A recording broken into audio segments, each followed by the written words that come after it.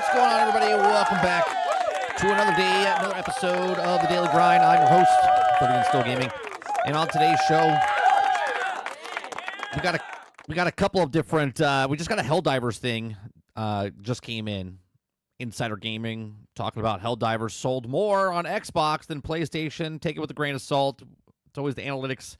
They don't tell you how they actually got the data, but we're going to talk about that. We're going to talk about PlayStation 5 Digital Edition console are reportedly getting a quiet storage downgrade. So Sony's out there doing it again.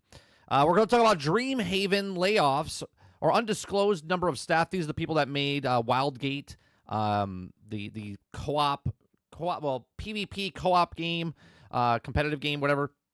So we'll talk about that. We're going to go over everything of 007. They had a deep dive. We're going to check out that video. It's 36 minutes long. I don't know if we're going to watch the whole thing, but we'll skip around the video to see what the gameplay looks like. Because we're going to talk about Dreamhaven and Wildgate, they just posted a video on Twitter, on PlayStation and Xbox, of this game called Void Crew. So I found the Scarlet Seeker had a video about 4 months ago talking about what this game is. It looks pretty interesting, and the reason I'm bringing it up is because of Wildgate, which is having problems as a co-op space PvP. And Void Crew comes out, and it's a co-op game, so we'll look at that for a little bit. And then we're going to talk about Borderlands 4 seems to recapture the series' signature chaotic charm, a welcome return to its roots from Windows Central. If you guys like what I do, we do this Monday through Thursday from 10 o'clock in the morning till noon Eastern. If you like it, hit that like button, hit that subscribe button. If you'd like to go above and beyond that, become a member as little as $5. What's going on, Stealth? Good morning, Stealth. What's going on, Clips? Roic, Big Mo, Wonder Rose, Kylo Green, Altern, Worlds, what's going on? Water Bear, what's going on? Jason Marshall, Dustin, good morning. Good morning. All right, so we always talk about numbers here. If it doesn't matter about if it's box office sales, if it's how many people are playing video games at the moment, rumored stuff. This just popped up on Twitter, or X, sorry, just this morning, just right before the show started. And right here, it says, Helldivers 2 sold more on Xbox than PlayStation in the first 6 days. Now, again, the reason I bring this up is because it's for the narrative, right? Let's be honest. The narrative is that Xbox players don't buy games, right? PlayStation buys their first-party title games. Xbox doesn't buy their games. And I don't know where they got the numbers from, but let's see what they have to say, right? So, Helldivers 2 sold more on Xbox than PlayStation in the first 6 days. Helldivers 2 has sold more copies on Xbox than PlayStation within the first 6 days of launch. The Xbox launch has been a great plan for Helldivers 2, contributing to the Steam player count in recent days as well. Moreover, Arrowhead has also released a collaboration with Halo ODST alongside the launch, along with the content in the game has also released since launch. May have also helped push the players over the edge. Now, with new sales details, Helldivers 2 on Xbox have been revealed. From where? I have no idea. Okay, Helldivers 2 sold close to 1 million copies on Xbox in the first 6 days. Okay, so spotted on Game Rant, the latest analytics insight newsletter has provided sales details for games in August, which include Helldivers 2. Helldivers 2 has sold 926,000 copies on Xbox in the first 6 days, compared to Helldivers 2 on PlayStation launch last year, only sold 633,000 copies in the first 6 days. It was a monumental occasion this month as both PlayStation and Xbox had their exclusive releases on each other's platform. Helldivers 2 for Xbox launched alongside Gears of War Reloaded for PlayStation. However, the latter only accounted for 241,000 downloads, where Helldivers 2 has sold close to 1 million copies on Xbox. Well, can we look at this for a second? Gears of War is years and years and years old. Helldivers a year and a half old. Okay, new game compared to a game that's been out for, I don't know, a decade, more than a decade. Helldivers 2 has also made its top of the Xbox top paid games list, with Helldivers 2 and Helldivers 2 Super Citizen Edition taking the first and third place, respectively. The list also includes NBA 2K26, EA Sports Madden NFL 26, and NBA 2K26 Leave No Doubt Edition. So there you go. Don't know Don't know where they got the number from or how they got because they don't share numbers, right? They don't share the numbers. Let me see if let's see where they say it here. If they say it here. That's Delta Force, Battlefield, Grounded 2, Fine Solid, Sports Season, Budget. August most download on games. So Peak and Delta Force, and then Grounded 2 on Game Pass, Madden on EA Play, NBA 2K. There you go. Gears Reloaded, 1.3 million on Game Pass. August most down games on Steam, PlayStation, and Xbox. But where's Helldiver? Oh, I guess it's less than 1 million. So, let's see what else they got going on here. That's Mafia. Mafia outperformed. It's got 1.2 million copies. Not too good for that, but it is what it is. We got what was that? Split Fiction? What did it say? Split Fiction. Okay. All right, so there you go. Take it with a grain of salt. Take it whatever you want. But the first 6 days, the first week, Helldivers has sold more on Xbox than it did on PlayStation. Altern says it's the first 6 days, very specific time frame. I mean, maybe the 7th day it wouldn't have sold, so they had to take 1 day away, right? Again, take it how you want it. Take it how you want it. Eclipse says, yeah, it's like the exclusives are stupid. Anyone that says others is a dumbass.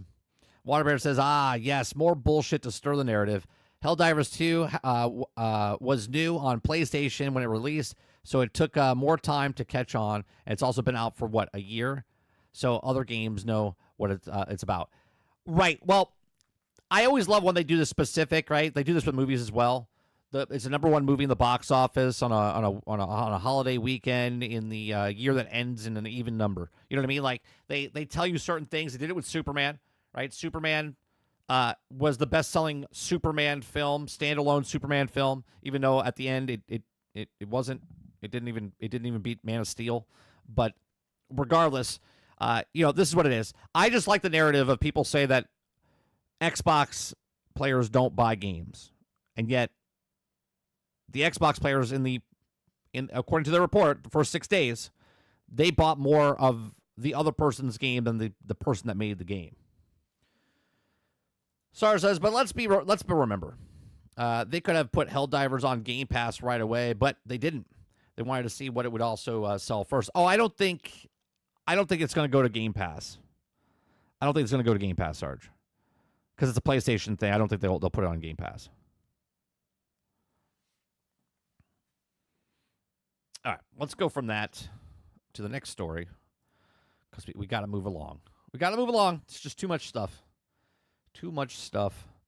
So I want to talk about this, okay, because PlayStation, this is why you shouldn't bootlick companies. Now, maybe you could look at this and go, well, I'm a Sony fan, and I bought it early, so I got it for a discount. And you'd be correct. Okay, usually it works the opposite way. Of a game that comes out or a system that comes out or a television or a car. When it first comes out, it's higher price, and then as time goes on, it gets lower and lower. Not anymore. We're in 2025 now, and Sony, Microsoft, and Nintendo have all raised the prices of all their consoles, raised other the accessories because of market conditions. Okay, so PlayStation 5 Digital Edition console are reportedly getting a quiet storage downgrade. Okay, new digital edition consoles will reportedly come with nearly 200 gigabytes less storage starting this month. So if you bought a system, just say yesterday, you would have a terabyte of storage on there. But if you buy it today, you have 200 gigabytes less storage on the same device. Why? Why not? Sony is reportedly planning to downgrade the storage, including a new digital edition of PlayStation 5 consoles in Europe. Starting this month, the digital edition of the PlayStation 5, which doesn't include a disk drive, will come with an 825 gigabyte of SSD storage, down from a 1 terabyte included with the current PlayStation 5 consoles, according to ever-reliable Billy Khan. Okay, I have a question. If it's a terabyte of storage, you usually end up with about 825 gigs from a terabyte. if you have 825 gigabytes, you probably go down to like 600, and I forget what it is, like 600 and something for once the operating system and stuff is on there. So technically now, if you buy a PlayStation 5 in Europe, you have 825 gigs, but what the operating system on it and whatnot, you got in the 640, I think, range. Okay? Which means you could put 5 Call of Duties. Or 4 Call of Duties and a Helldivers. I don't know. Right? So it says, to revise the 825 gigabytes on PlayStation 5 Digital Edition will reportedly go on sale in Europe starting on September 13th. Crucially, it would also cost the same price as the current 1 terabyte Digital Edition console in Europe for $499. According to Billy, the standard edition of PlayStation 5 console will retain the 1 terabyte of SSD storage for the time being. It's likely that the storage reduction is in the means of avoiding further price increases for PlayStation 5 in the current challenging trading climate. In Europe, the Digital Edition console has seen the price increase twice, most recently earlier this year, and the PlayStation 5 Digital Edition currently costs $100 more than it did at launch 5 years ago, which is weird because I don't think they have the tariffs like we have over here, huh? I don't know. Sony has also increased the price of the PlayStation 5 console in the U.S. recently. However, there's yet no suggestion that the console will receive a storage reduction outside of Europe, according to Billy. Now, the PlayStation 5 is the latest piece of consumer tech is impacted by global economic issues. Sony previously increased the price of PlayStation 5 in select regions in August of 2022, with both digital and standard editions getting hikes in the UK, Europe, Australia, Japan, China, Mexico, and Canada, but not the United States. Then in 2025, it again raised prices in multiple regions.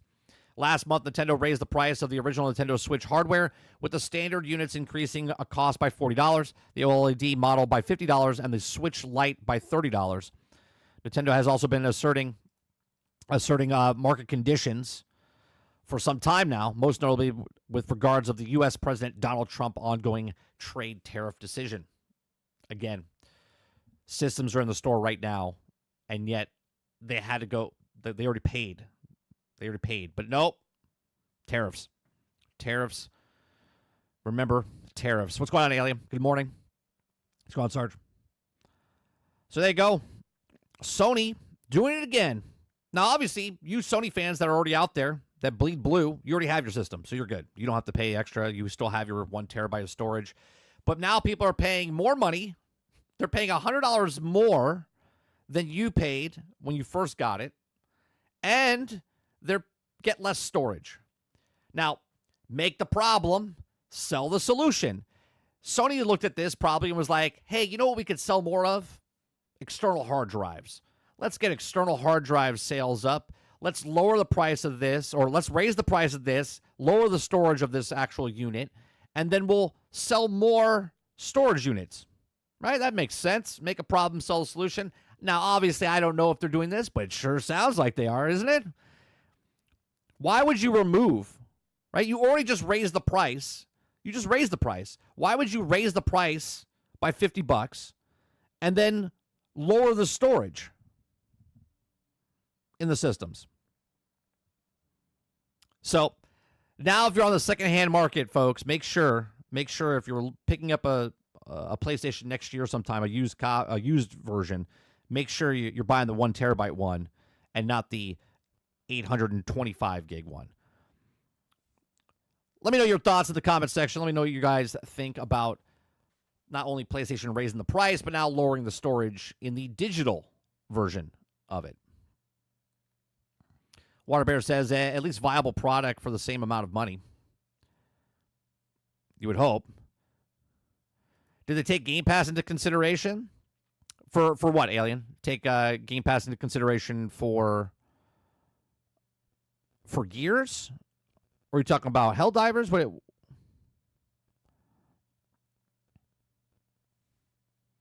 Helldivers not on Game Pass. Helldivers not on Game Pass.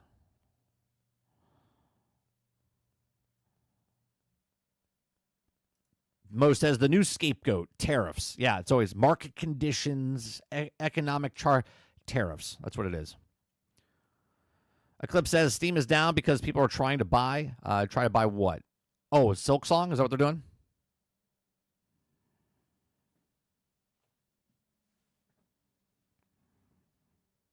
It's not crowded. Sarge says, because you're able to squeeze another $100 out of the hardware. Yeah, but they just raised the price, Sarge.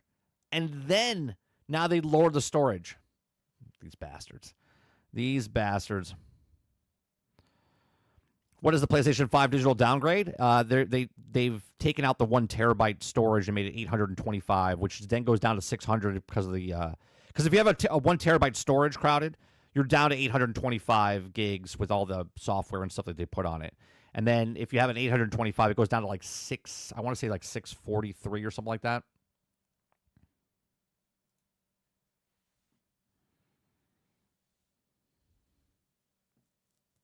Right? Raise the price 50 and then lower the storage, saves you 50, I guess.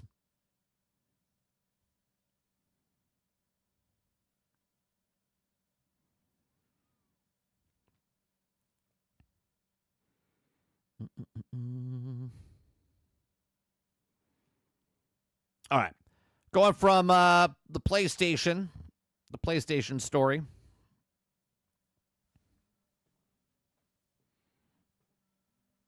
I want to answer the question that Alien had. It said almost 1 million copies in 6 days, but do they count Game Pass into consideration for which game?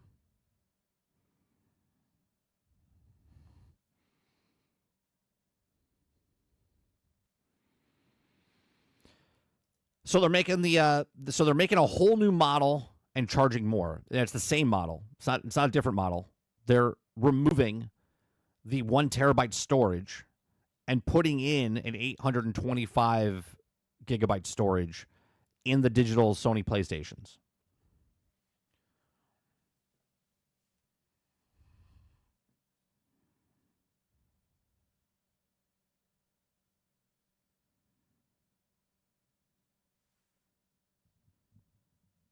Mo says, yep, and if you choose to buy it on Xbox with Game Pass, you get a discount.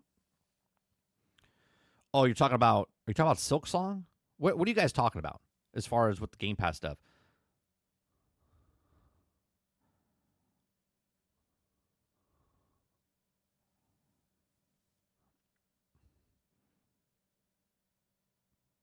We all know it's the tariff's 30. Yeah. Crowd says that's insane greed. Business does business. I mean, obviously, if you're a Sony fan, you already bought it. They've already made your money, right? They got the $500 from you originally, right? They got the $750 for the Pro from you originally. They got the $550 for the PlayStation VR originally. They got the $250 for the, $250 for the the portal, the handheld device.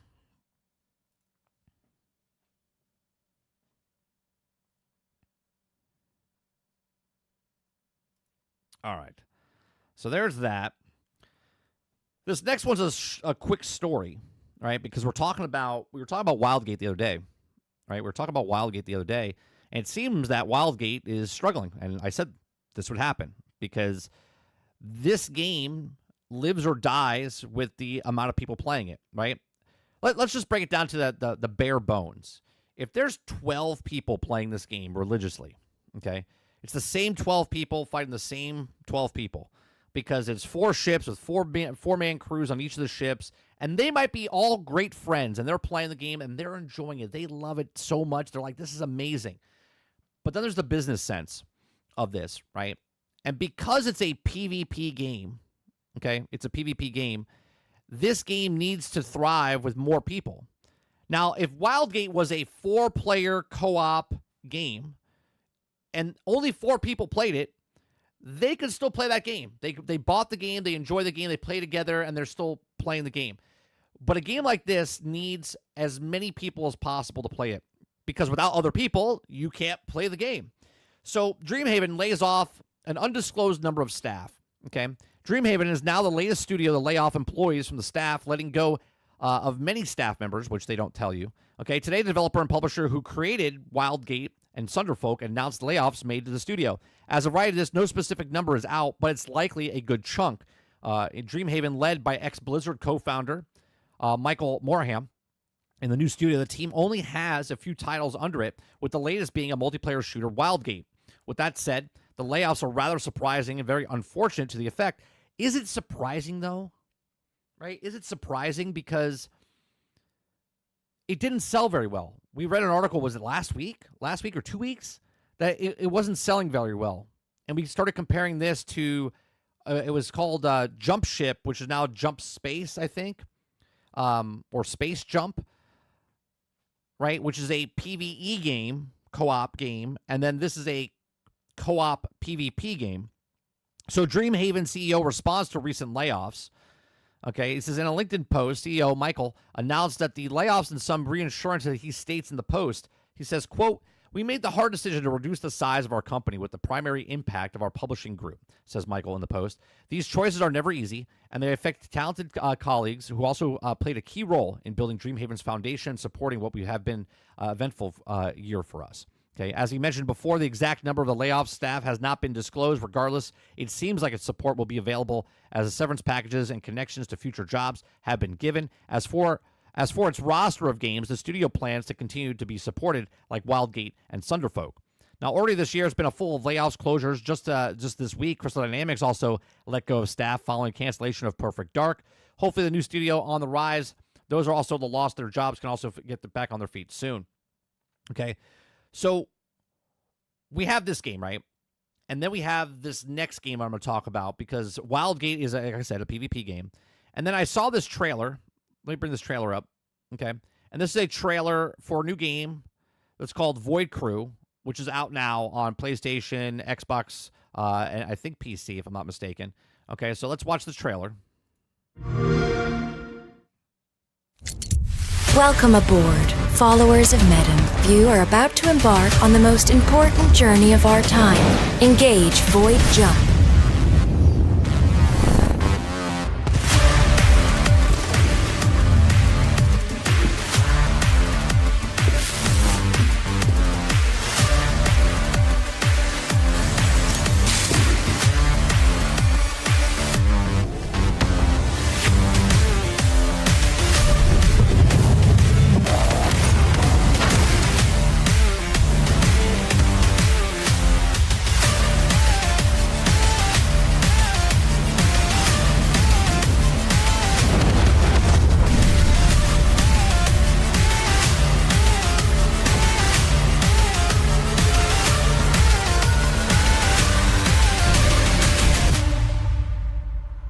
All right, so this is out. This is out now. I think it was out before, but now it's on Xbox and PlayStation, right? And there's a video. There's a video. It's 13 minutes long. I want to watch this to see a little bit more about it because this seems like a jump ship type of game, right? This is a roguelike type of thing. There's 1 to 6 players that can play in this, which is nice, different. 6-player co-op instead of 4-player co-op.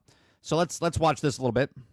So this is a little bit different. It's not exactly brand new. I mean, it did come out last year, but it's had a bit of a big patch. The main thing that I was interested in is it adds more players to this game. And we'll talk all about that, but you can play 6 players. Getting very jump ship / No Man's Sky / you know what I mean? Like, there's this like, why is it that all these games come out at the exact same time? Jump ship, which I forget, Space Jump now, Wildgate. You got this game. So I herded the cats together, my god, what a nightmare, and got the boys together and we had a big old session. We had a great time, long and short of it, not to bury the lead. I will point out though, I tend to just cover new releases on this channel these days. The scope is just too big otherwise. However, the good news is I'm running a second channel, The Return of the Scarlet Seeker. You should go across there and check that out. I'm pretty much running a lot of stuff going on in this HUD. Right? There's a lot of stuff going on in this HUD. Like, holy Christ. Same sort of content, albeit for older releases or things like this, you know, updates after the fact. So we'll do this here for the time being, obviously, but if you're interested in me shouting out old bangers that I recommend, and I line them up with sales when I do the videos as well, then you should check that out. So this seems pretty cool already, right? Because No Man's Sky just got an update where you can crew the ship, but you can't fly. Like, if it's in my game, you can't fly my ship. In this, you're all on one ship, and everyone can drive, and everyone can do all the other stuff in this game. This is like a Star Trek game. You know what I mean? Like, you're going on your adventures into the thing. If No Man's Sky can do what these guys are doing, it would be a better game because it's much a bigger game. So there's a little... You could pick this up right now, I think, on Xbox. I think it was like $20, $23. bit of a plug. Anyway, Void Crew. I looked at this when it came out. I was really impressed. Winzo, you're in Canada, right? So you're paying 31. I think it's like 23. You know what? I just looked it up. Let me turn my Xbox on. I'll tell you what it is. Because I was like, I looked at it.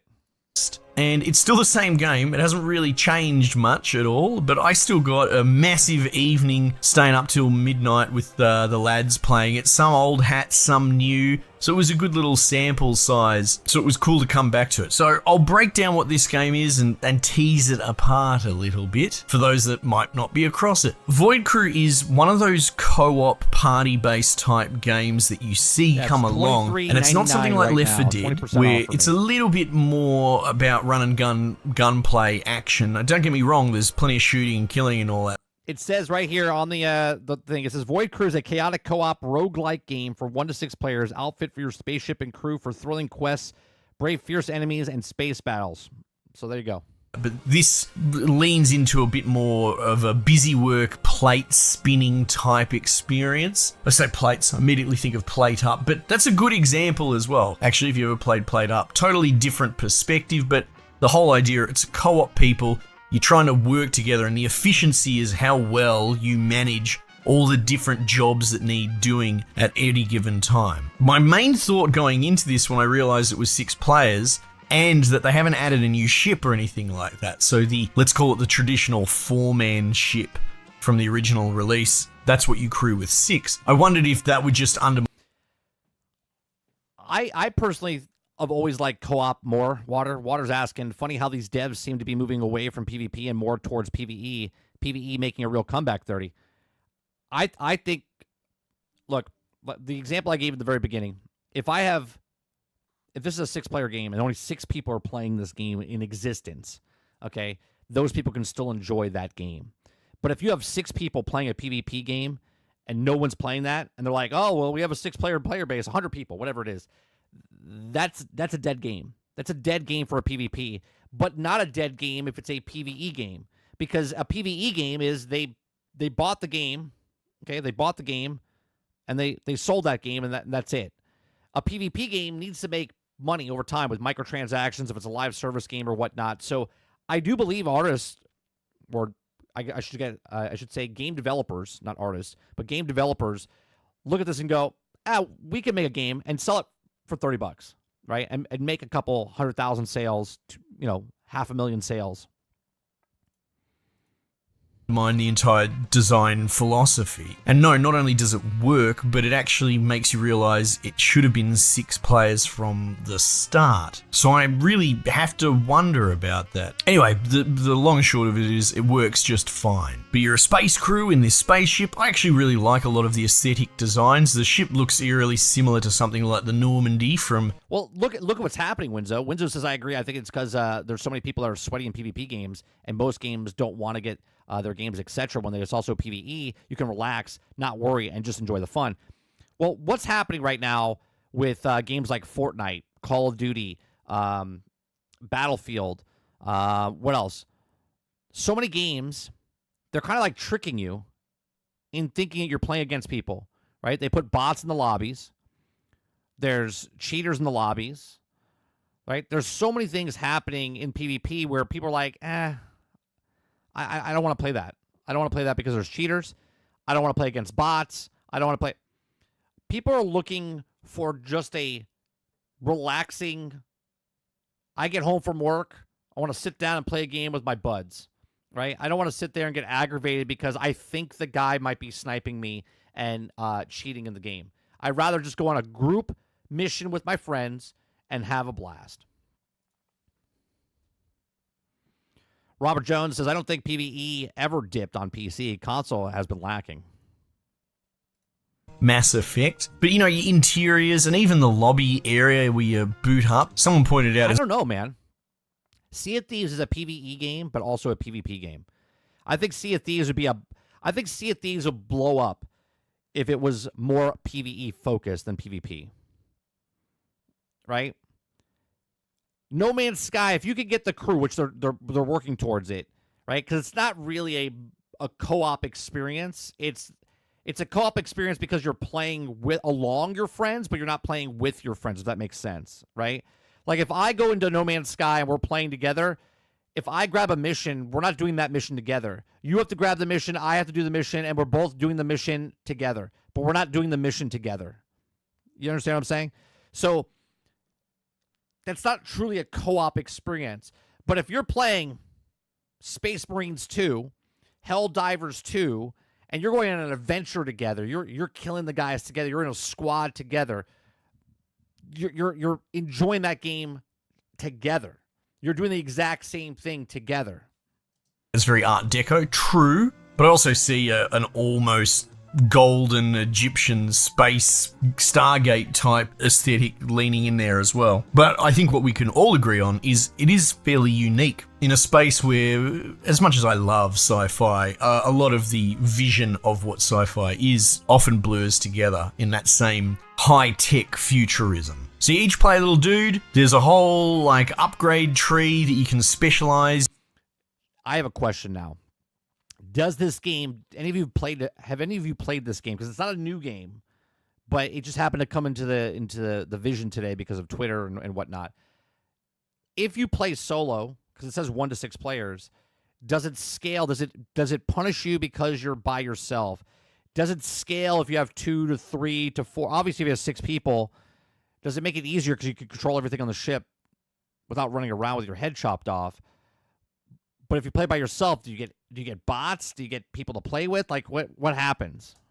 Down and get special abilities if you want to be more like a pilot or a gunner, that sort of thing. And I would also argue that a lot of these upgrades, the sweatier you get, the more you understand the game, the more essential they become. I ended up speccing into the scavenger, which is the dude that sort of leaves the ship and goes on away missions, and you get a grappling hook.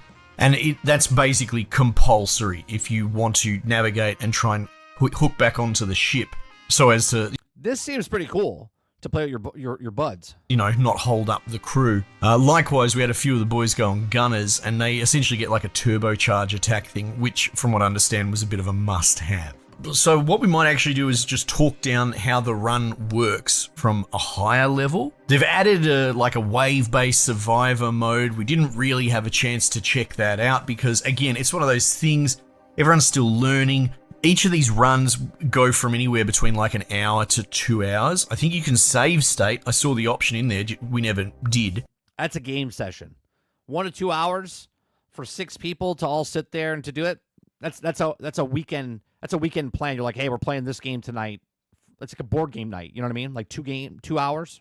But even the main run-based system has an infinite lead to it. It doesn't really stop. It just keeps ramping and generating missions. So suffice to say, yeah, I get it. They've got a new infinite mode, but they've already got a perfectly good core infinite mode, at least in my experience playing it. So everyone queues up, you pick your role, you go into the ship, and the idea is that you're doing, Slay the Spire type roguelike run-based instance hopping. It's very linear or streamlined, if you like, from that perspective. You essentially have these little instances, well, they're big, but they're an instance that your ship is within. There'll be a mission to complete, whether it'll be shoot up bad guys or go loot a wrecked facility. There's quite a lot of different stuff to do, but to exit the instance, you need to... If they could make a game, hear me out here. If they could make a game like Helldivers Combat with like a Star Citizen, hell, even like a Starfield or No Man's Sky, vast travel in the ships, that would be a cool thing. Like if you could do mission-based stuff, like in Helldivers, you get on the planet and there's like these missions that you're doing. If they could do that within this and you're like the Starship Enterprise type of stuff, that'd be pretty badass. I mean, again, I don't know if this game is doing that 100%. We'll hear in a second. charge up your hyperspace jump drives, and it's got a very novel way of doing it, being that you've got a port and starboard engine with a centerline symmetry. They've got two little handles that you can rip down on that. Now if you just boot them up, it'll start charging from 0, and that takes a while, and once it gets to 100%, you're able to hyper jump. However, if you coordinate with one of your mates and you count it down and you both rip the mirror That'd be cool, Roadkill.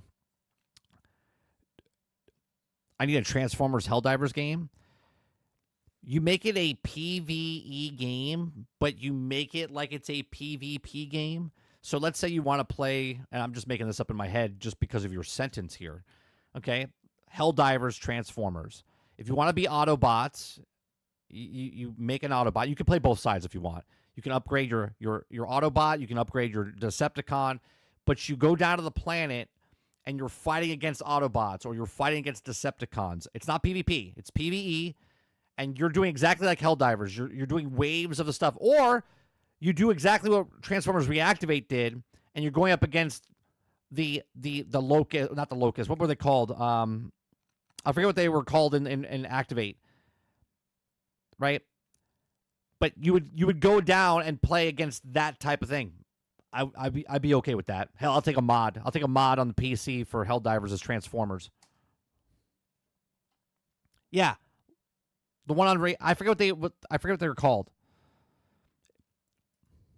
handles at the same time as like a two-man switch, Legion. it'll jump straight. Thank you, Salty. Yeah, so instead of going up against the Terminants, you're going up against the Legion in a third-person Helldivers type of game, but with Transformers.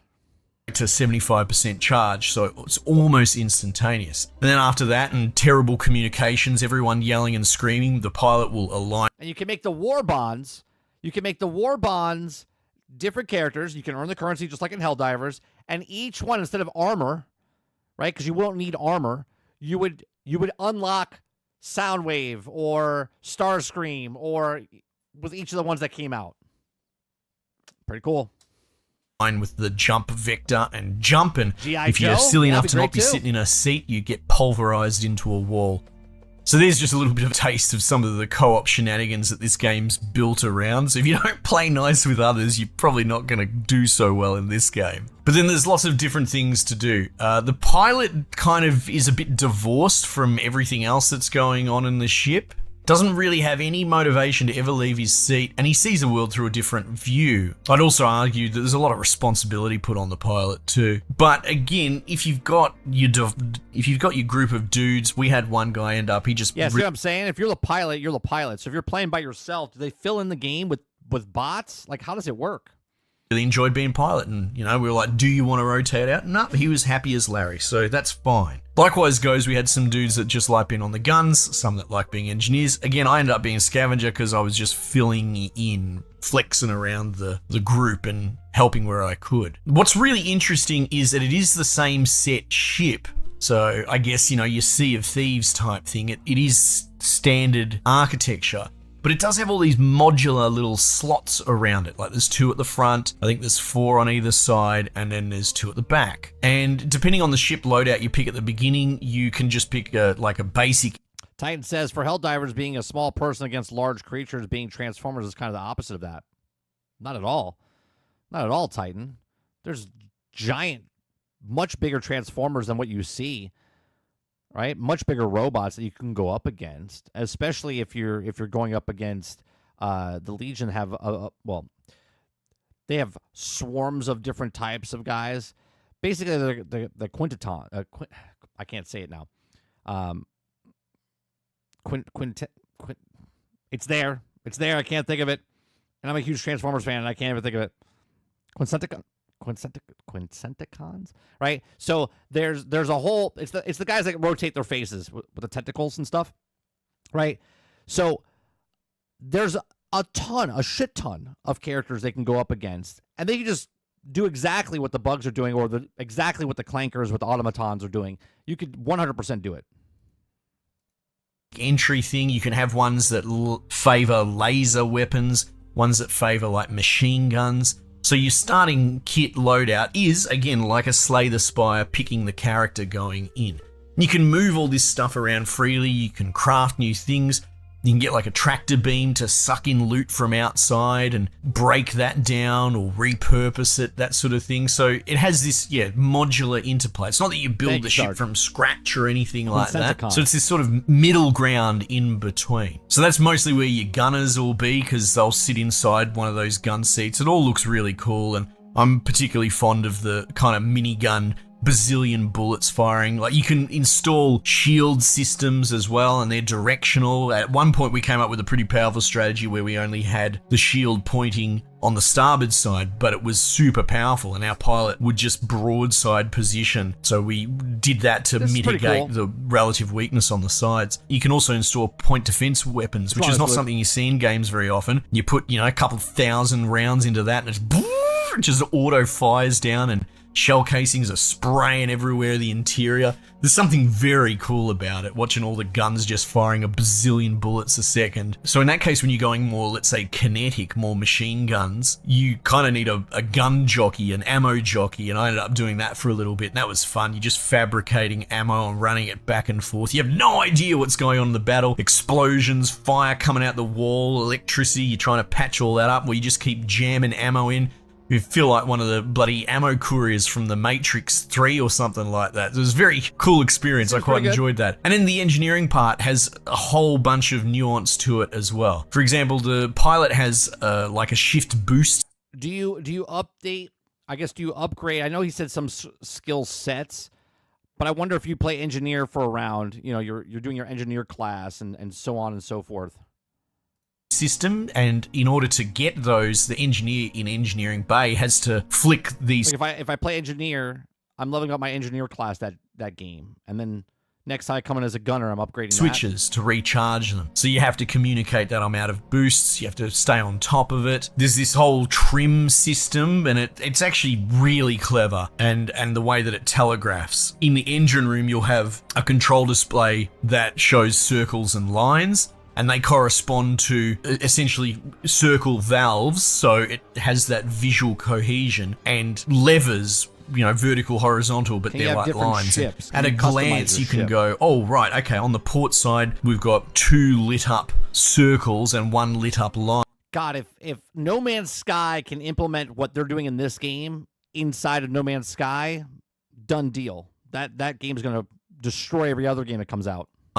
And so you run up and down the starboard side of the ship, and you look for these valves, and, some will just be blowing gas, or some will have fire, or not, there'll be some visual indicator, and all you got to do is close them. And every one of those things that you don't repair makes it more and more sluggish for the maneuverability of the pilot. So it's one of those things you have to stay on top of. It's a slow killer. You also have this power system, which is wild, and the theme of this world, we picked up some lore shards, but we never really got into it too much, but it's doing it really strange. I think with a game like this, Sarge, if this is a game you put in your rotation, let's say you buy it and you play it for a month or whatever. You bought it for $30, $20, whatever it is. You play with your friends.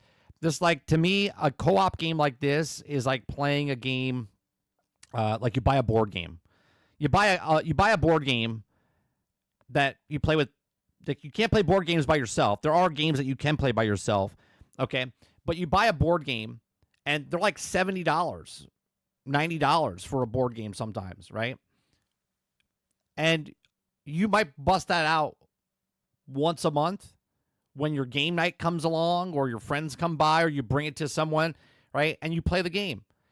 Like, we would play this at my son's birthday, right? When we sat down, we played the G.I. Joe game. We would play this. We just bust it out and play this game. This is not a game that, doesn't need to keep you coming back every 5 seconds. Whatever they're bringing up with the updates. This is a game that you're like, oh, cool. You guys want to play a co-op game? Let's work together on a ship or something, right? That's why I look at this type of game. Lore. You got this weird baby fetus thing, the homunculus. Like, I got a shit ton of board games, but I can't play with anybody. You know what I mean? But when people come over, I'm like, hey, I bring it to a game night. I'm like, hey, I want to play this game. So it's in this formaldehyde tube that you plug in, and that powers your ship, and you turn it on, but you have a whole bunch of circuit breakers. So for each of those modular areas, like say you've got gun systems, they have to draw power, and the laser ones will draw more than the machine guns, but Everything draws power and it all adds up in the corner of your UI. And your ship only has so much capacity. It might only have 8 power. Now you can upgrade it, you can build power plants, but generally speaking, a big part of the engineering minigame is feathering and harnessing that power level, because if you overdraw, you will start throwing circuit breakers. You've got 4 of them and you have to just reset them. No harm, no foul. But if all 4 of them go, it will spit the homunculus power tube out, think Star Trek power core. Everyone will go into zero gravity. Everything will turn off and need resetting. And, people will inevitably forget to turn the shields back on or the life support, so you'll all start suffocating. It's one of those things you have to stay on top of. And then on top of all of that, I kind of like this, that you have to do all of these things. Again, though, this game is a completely different experience if you're playing by yourself or you're playing with 6 people. a big part of the run base, jumping from sector to sector and getting rewards, is you can slot artifacts that can give you different bonuses. There was one point where I was kind of engineer, where we were doing a laser gun run, and for every circuit breaker that we let trip, it would add a multiplier to the damage output of the guns. So I was sort of just sitting on the circuit breakers, doing my best to, ride the lightning. Don't let the fourth one break, but maybe let the other 3 break, and you just got to try and get the timing right. And if you stuff it up, you're going to brick the whole ship. But it has this sort of greed dynamic. Anyway, look, I think I've covered off on a bunch of the mechanics. You can sort of see what's going on there. It's a lot of fun. It works incredibly well with 6 players. I would argue better than with 4 players. However, as far as the mechanics go, it's exactly what I remember before. So yeah, they've added some modes, and yeah, they've added some more seats, but they haven't really changed the game. So if you didn't like it when it first came out, this is not going to change your mind. I don't think so. I'd be very curious to see. I can't think the name of it off the top of my head, but there is another game coming out like this, the Opposition, if you will. People are getting pretty hyped for, because it does seem to have a first-person combat component to it, which is not in this. And I don't know what to think about that. I mean, it's easy enough to just jump on the train and go, yeah, that'd be cool. But I also wonder if it takes away from the ship-based component. I don't know. It would be interesting to see, and I'll probably check it out whenever that thing comes out. Jump Ship, I think it might be called. I don't know. Don't hold me to it. But yeah, Void Crew. It's on a little bit of a sale. Well, I think it's Jump Space now. So yeah, there you go. So Void Crew, it just happened to be on my radar because I guess, Wildgate, and all of a sudden this popped up like shortly after, which I find a little weird. Like Void Crew was like, hey, this game's failing. You might want to play ours instead. So there you go, Void Crew. All right, now we're gonna talk about or watch some 007 First Light. This came out yesterday. The video, I didn't watch it yesterday. I didn't see anything of it last night. So I'm gonna watch it for the first time right now. It looks like it's a deep dive diary. They're showing some like gameplay, so I guess we'll watch the whole thing. So here we go.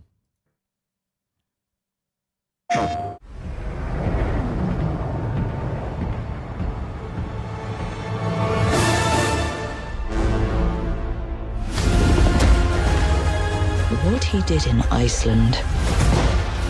What he did was ill-disciplined, utterly reckless.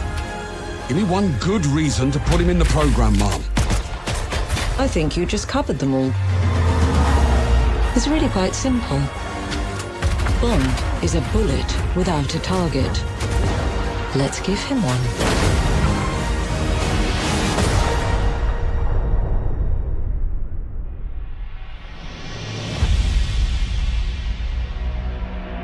Hi, I'm Hakan Abrak, game director on 007. I gotta hear that name again, because I will butcher this guy's name. Not on purpose. Hi, I'm Hakan Abrak, game... Hakan Abrak. Abrak? Hakan Abrak. Director on... One more time. Hi, I'm Hakan Abrak, game... Hakan Abrak. Okay, Hakan Abrak. Director on 007 First Light. I know everyone has been waiting patiently to finally see our game, and that's exactly why we're here today. So without further ado, and on behalf of our talented team, I'm incredibly proud to introduce an extended playthrough of Bond's first mission as a recruit. Please enjoy our gameplay premiere of 007 First Light. It's a fun name. This to is say, a black to be tag honest. operation, Akanabra. so discretion, ladies and gentlemen, is critical.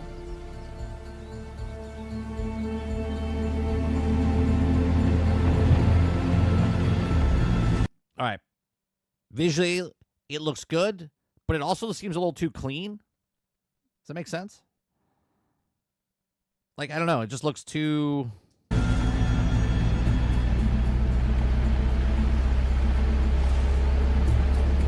I think it's the car, maybe. The environment looks fantastic. Now, I could get used to this. Don't act too impressed, dearest, or you'll blow our cover. And James, do quit your pouting. I'm a glorified hood ornament. What could I possibly have to pout about? Sorry if the assignment doesn't live up to your grand expectations. Someone must watch the perimeter. So obviously this is a cutscene. Because obviously if you drive by yourself, you're not staying on that side of the road. If 009 slips through our fingers, you're the last line of defense. Exhilarating. Greenway's testing you, mate. That's all. Don't give him an excuse. The cap looks good on you, though. Really brings out your cheekbones.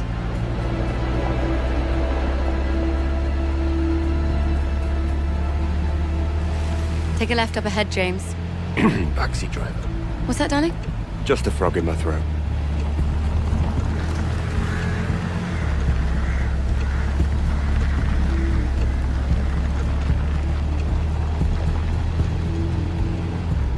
AKA loading screen, yeah.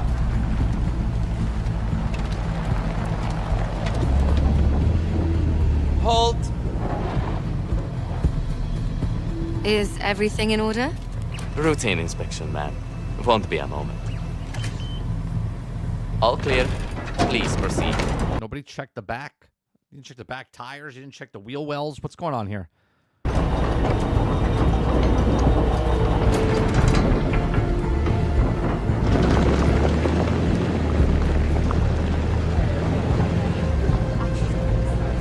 You think if I sold a kidney, I could afford to stay for a night? I think I have. Stayed here, I mean. A wedding back in 22. Doesn't sound like something you'd forget. Well, the hen was in Cannes, so we flew in by private jet. It was dark and we've been drinking, so... Oh, well. All right.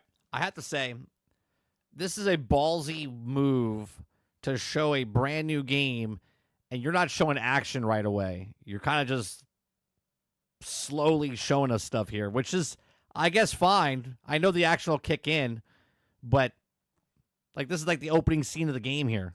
Can. At least Sheila will be happy. Private jet. What? Nothing. Darling, nothing at all. What do you make of 009? He was the best in his day. That was a long time ago. My guess is he's tired of running. Greenway thinks we're being Get ready for more walking. Awesome. played. And since when do you trust Greenway? I never said I did. They knew each other, though. That much is clear. Something to do with an operation called Nightfall. That begs the question. I have no idea Did who's voicing. 009 pick Greenway out of good faith or bad blood? Well, we're about to find out.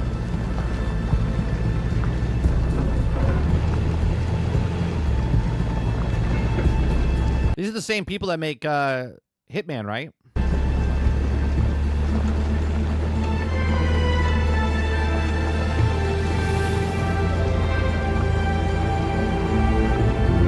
Pull up. This is our stop. We're live, gentlemen. Switch to comms. Monroe, with me. James, stay. Save the world some other time, yeah? Afternoon. Invitation, please. Blake and Loretta York. Plus the help. Welcome to the Grand Carpathian. Parking is right up ahead. Mr. and Mrs. York, enjoy your stay. Much obliged. And now you get the control of the car. Oh, This is when you take the car and you smash it into the car in front of you. You jump out, you start shooting everybody, blowing up, hang glider, right? Is that what he's going to do? will. No?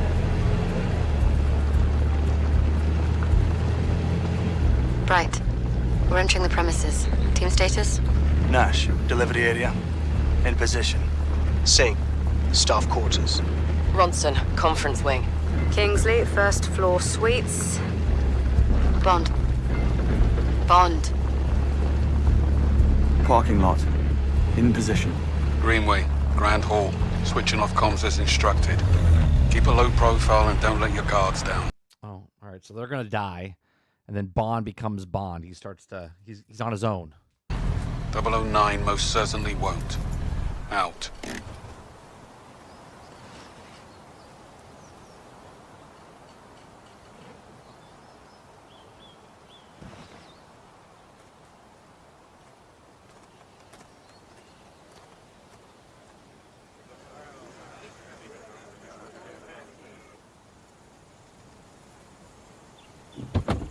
You've never seen a young Bond. The young Bond water would do all that shit because he's young, stupid, reckless.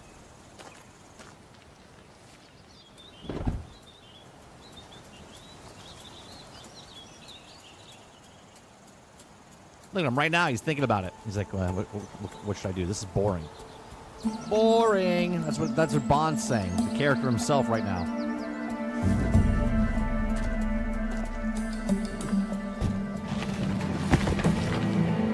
Not exactly the 5-star treatment.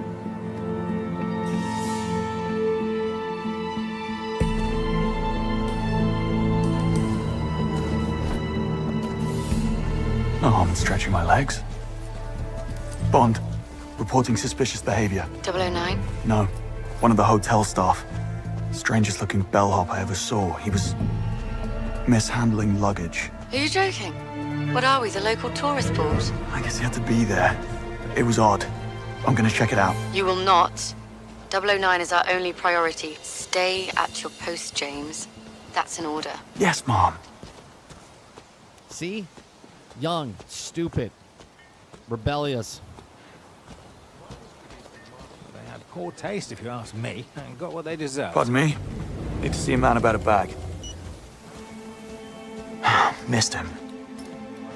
Afternoon, sir. Staff and press only. Oh, damn. Forgot my press badge. You're not the first. Can I duck through? I need to catch up with that bellhop. Show me your ID and all's good. Better go and get my ID then. If you want to catch your bellhop. Fair point.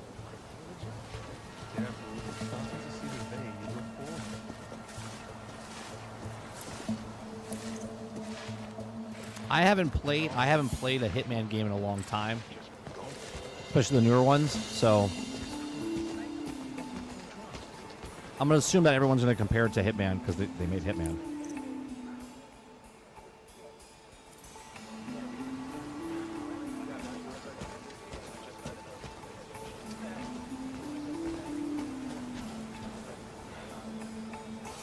You can't.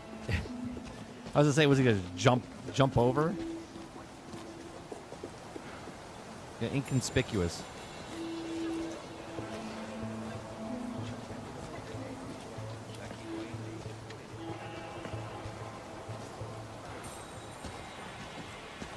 Do you think I could get Gretchen Wong's autograph on my daughter after the game?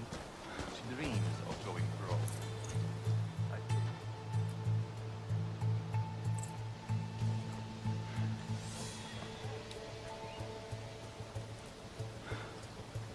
Again, I understand what they're trying to do, but this is really slow. Like, really slow. What's that?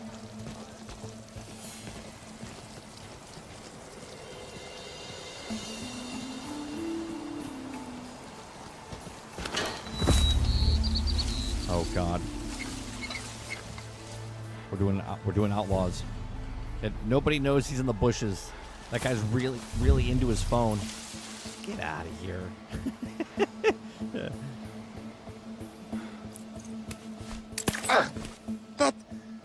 What the... God. Why didn't he do that when he was behind him?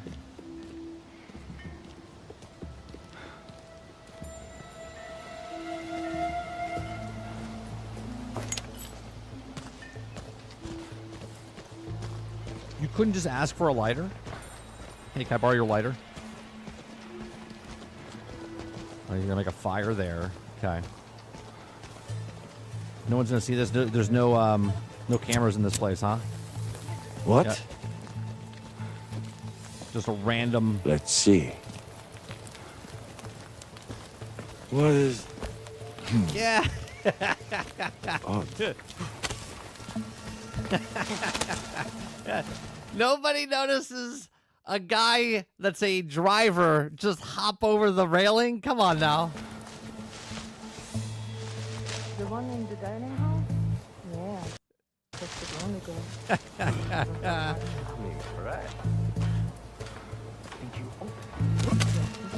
Like it's broad daylight.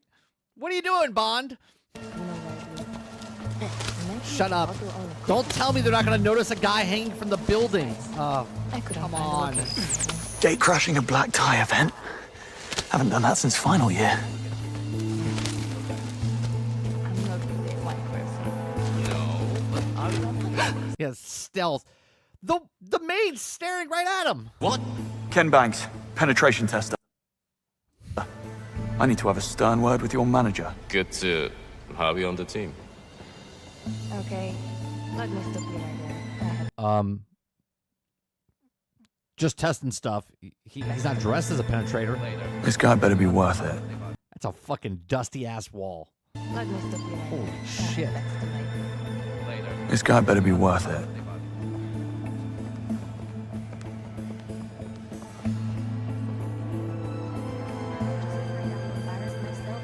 They must be gamers. None of them looked up. Like, come on. Broad daylight, and he's climbing a building. Don't mind me, ladies. Good afternoon, sir. Look, that woman's not even dusting anything. Don't mind me, ladies. Good afternoon, sir. She's not even touching anything. She's like, Which room is he in? Don't know, but he's getting an extra mint on his pillow. That's for sure.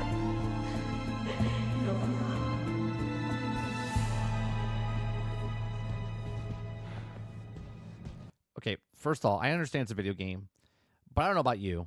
When I do something and I'm looking into a toolbox, if someone's walking by me, I look up and look at them. Right? This guy's staring at a piece of bread on a table. Like, what is he doing? He's like, is that a croissant? What is that?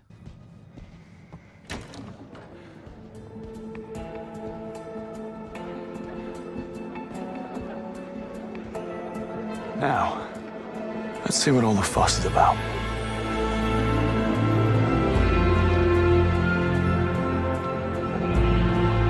Bellhop. You're looking for the bellhop. There's Greenway. Hopefully I'm the last thing on his mind. What are you here for?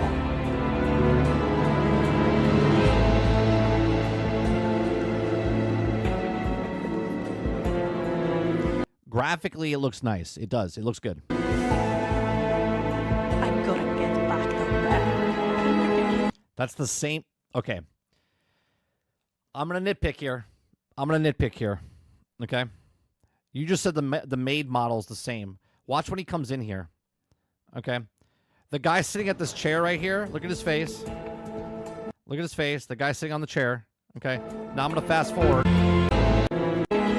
That's the same guy there, right here, which is also the same guy right here. I literally have no idea what you just said. Kingsley alert. These two through the door, or the one sitting to the left, not both guys. Kingsley This is the same model right here. alert. Best not get spotted just yet. Need to build a case first.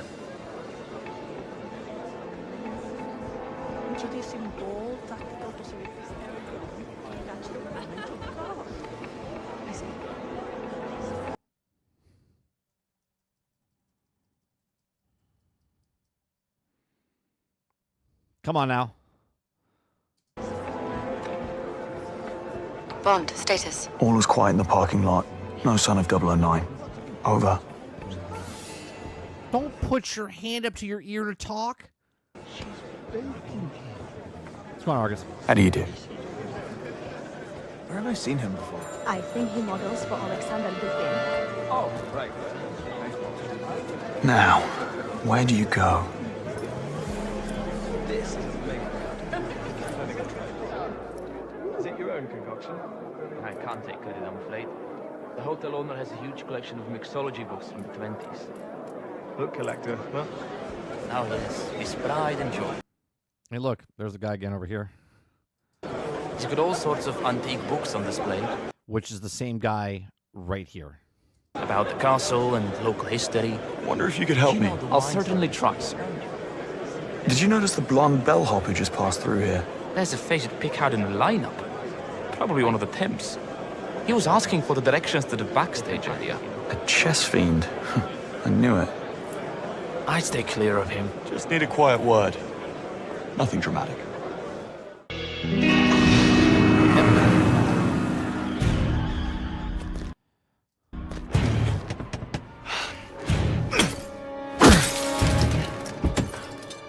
I'm sure no one saw that either.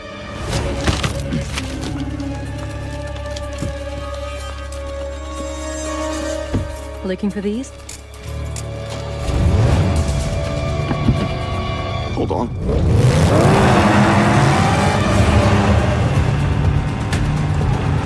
Just who the hell are you? Not now.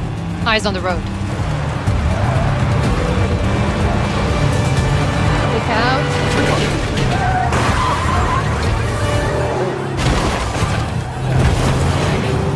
That's the car.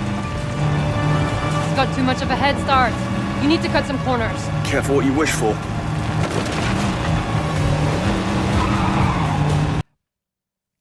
I'm sure when you play the game, you'll have fun.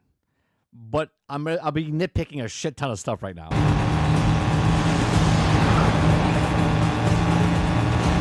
Like the car physics, a little weird.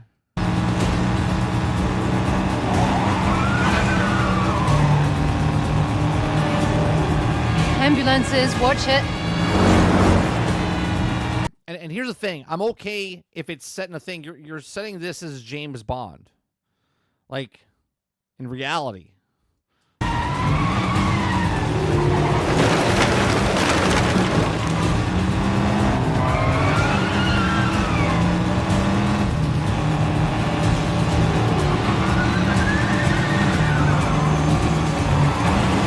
Look out!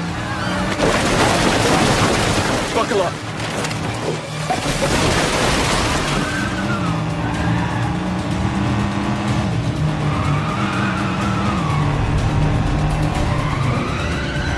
Sheep.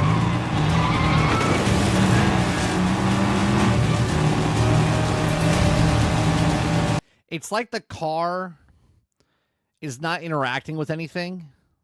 Do you know what I mean? Like, yeah, there's like stuff coming off the thing, but it's not like it's like it's floating on top of the game. You're right.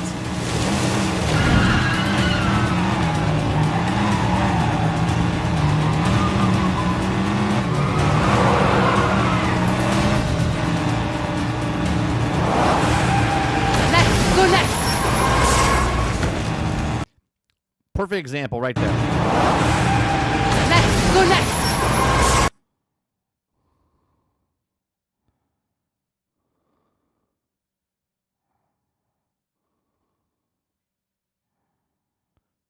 Do you see what I'm saying?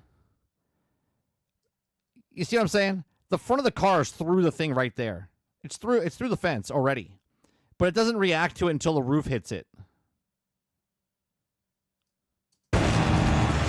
I know someone's going to say, well, maybe it's early, it's alpha, it doesn't come out till March. Brace!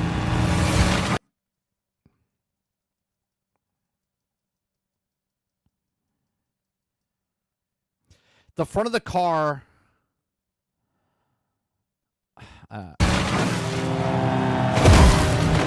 There he is.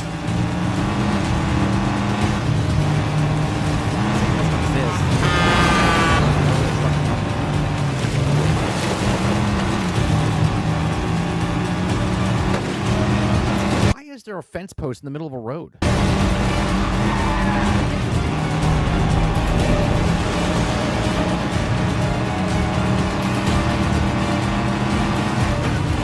Clear the road! Watch it!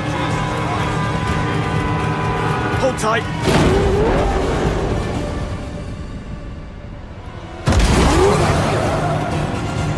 weird something. Driver, if that makes sense.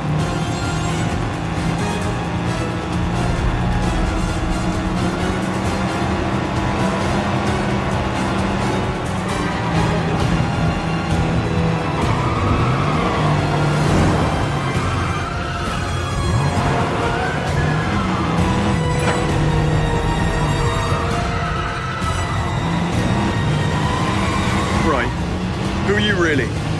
Agent Charlotte Ross. I'm with the DGSE. That's French intelligence.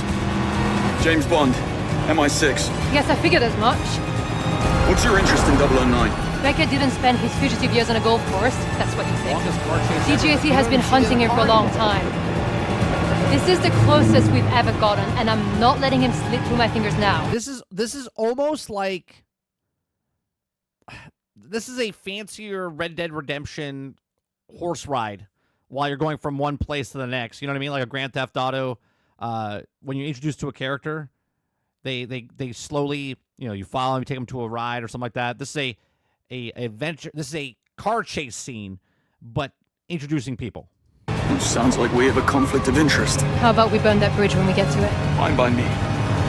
If you probably don't make it, Sarge, you have to reset at a checkpoint.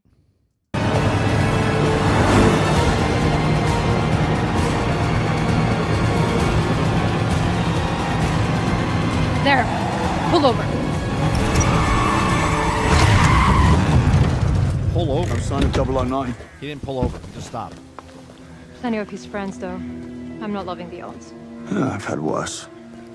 Don't worry, they didn't see a car skid out. Well, in that case.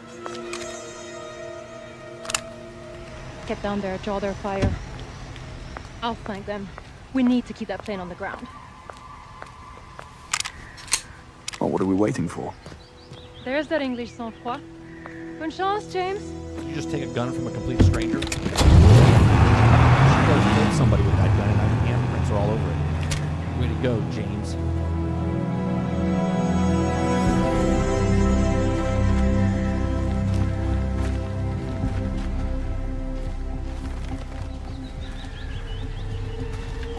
Looks like I've got a plane to catch. Everything seems very, very scripted. And I know video games are scripted, don't get me wrong. But everything seems very like that truck coming out. It's like when you're at an amusement ride, and you activate the certain thing and a car comes out to the side.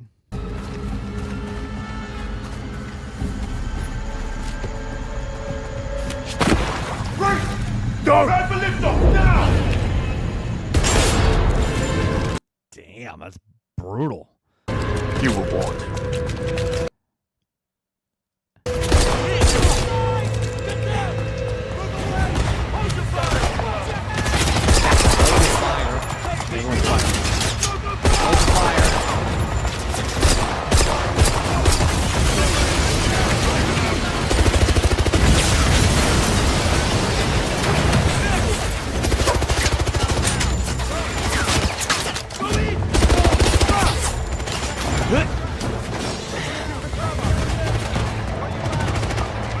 James, how's the parking lot?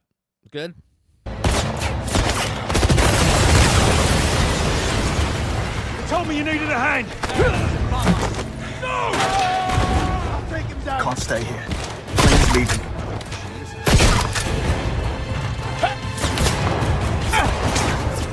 Right behind you.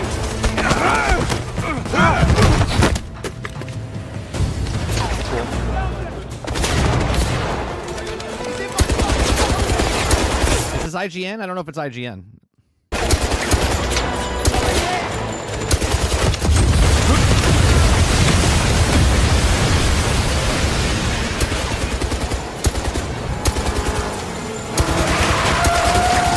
I'll be honest, they should have started with this. Just saying.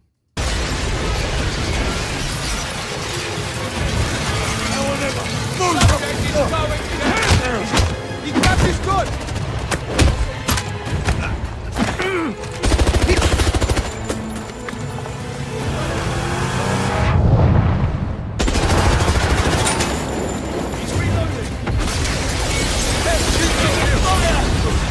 Wait a minute. Why did that car blow up?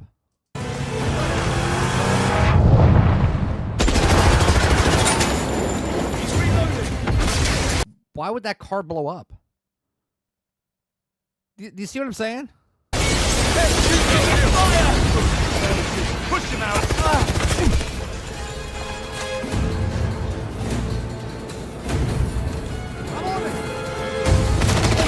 Canister shot? What are you talking about? There's a... What canister? He shoots that. What explodes there? Why did that car explode? Push him out!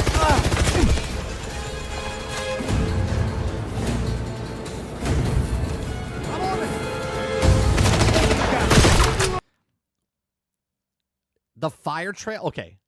Okay. You think... Right here. He doesn't shoot the car. He shoots this container. Right there. Okay? He hits the container. Which is not the one that he shot, by the way. The one that he shot is still there. Okay? Flies through it. The flame is there. Okay? They get out of the car, and then it explodes. What exploded? The little fire trail exploded that? Was there a leak in the car? Were they dripping fuel? I'm confused. Push him out!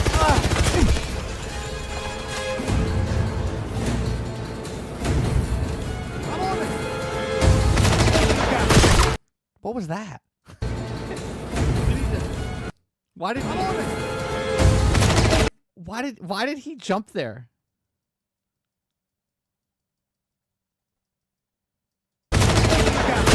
Why did he leap there? The gas plus fire plus trail equals explosion. Bond logic. Okay, hold on a second. Hold on a second.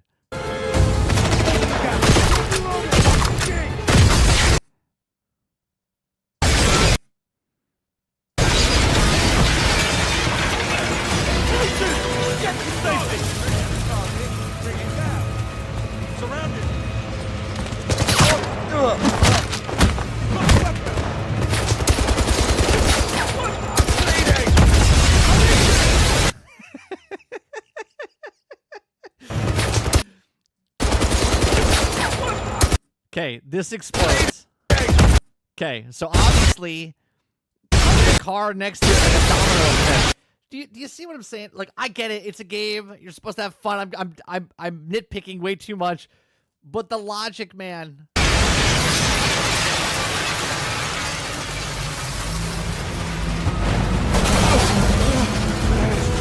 What would cause that?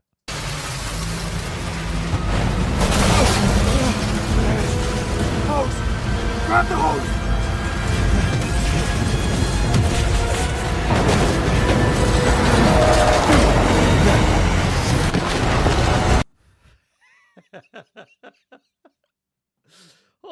Hold on a second. Grab the hose! Why did that explode? Hose! Grab the hose! Why did that explode?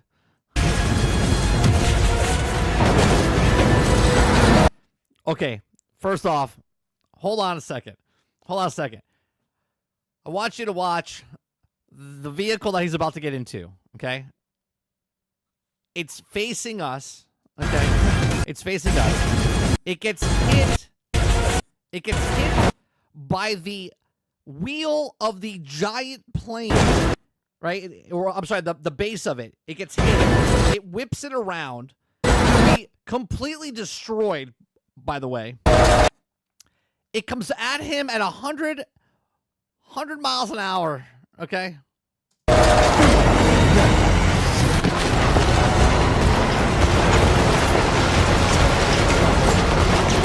Oh, no, you don't! Not without me!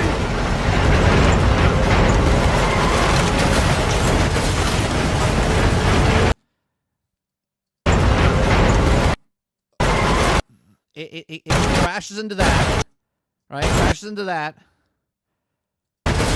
It explodes. It goes through the helicopter blade. Through the helicopter blade. We won't even talk about this blacking out in a second.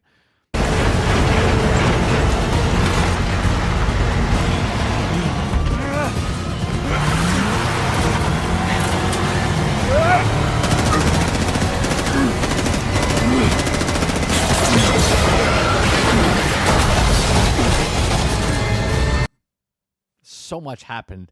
So much happened in that clip. First of all,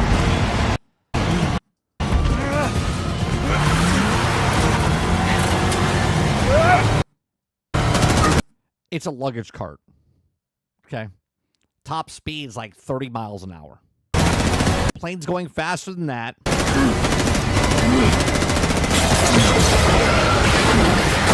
And then this dude, first of all, is dead right there. Okay. Okay. He's in the car. It gets flipped over. Right here. He is dead. Right? Boom. Dead. Rolled on him. Crushed him right there. Flies up. Projected out that direction.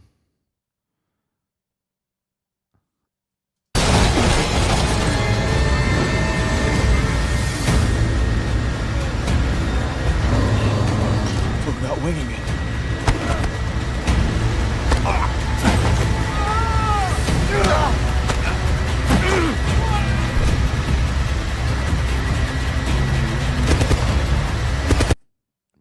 What happened to the bullets?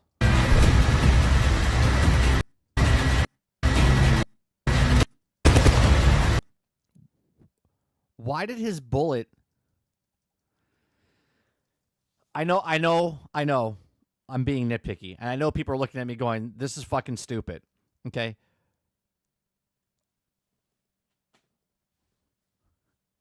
Can someone please explain to me why the fuck he's not even aiming up there and the wind wouldn't do that?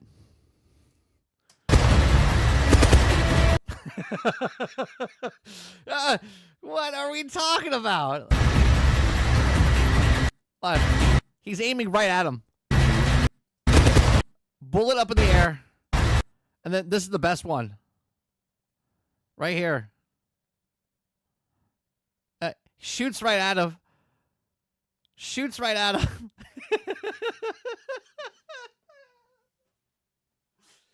Oh my God. What is happening? What is happening?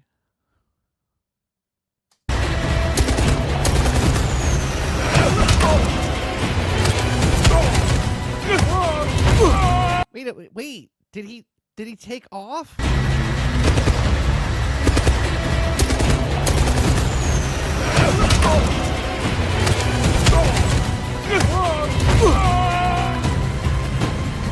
Okay. 009. Those guys would be aware of his whereabouts right now. You're next. Shoot at him right now. There was a hatch open. A guy was out through it shooting a gun. He's not there any longer. And, okay. Snug in the front. Did you kill the transponder?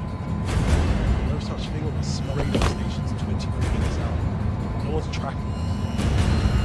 Plenty of time to disappear. Come back to the plan B.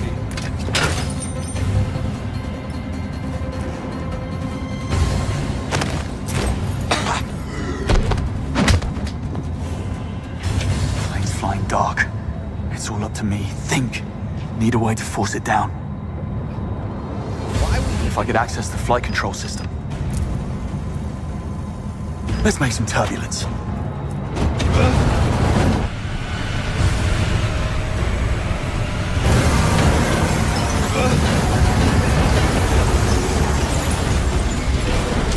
Let's just say I'm glad this is a game and not a movie.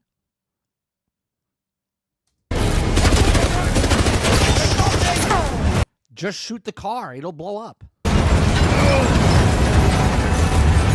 Never a dull moment. Ready to go. The guy guys are right there. Why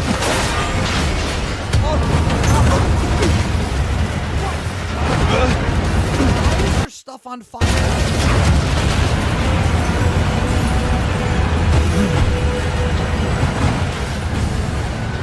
Okay. The big metal hanging thing swinging from the thing. It hits him right there. He gets shoved out the window.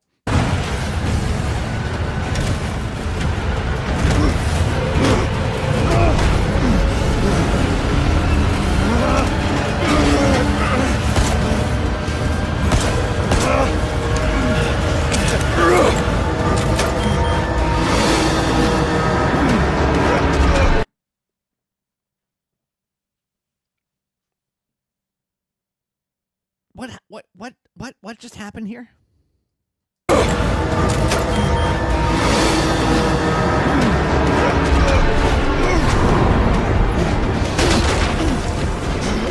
This is from what was it? Uncharted. The Uncharted sequence here. Well,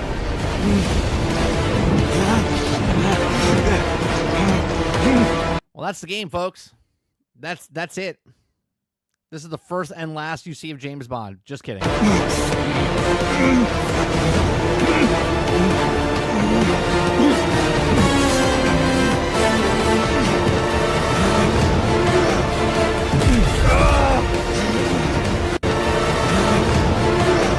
Why would that explode? Why would that explode?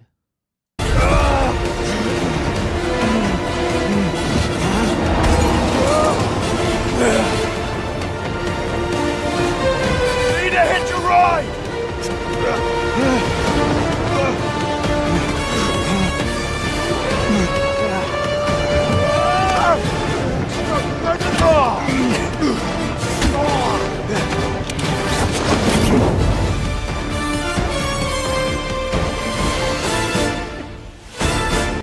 Yeah.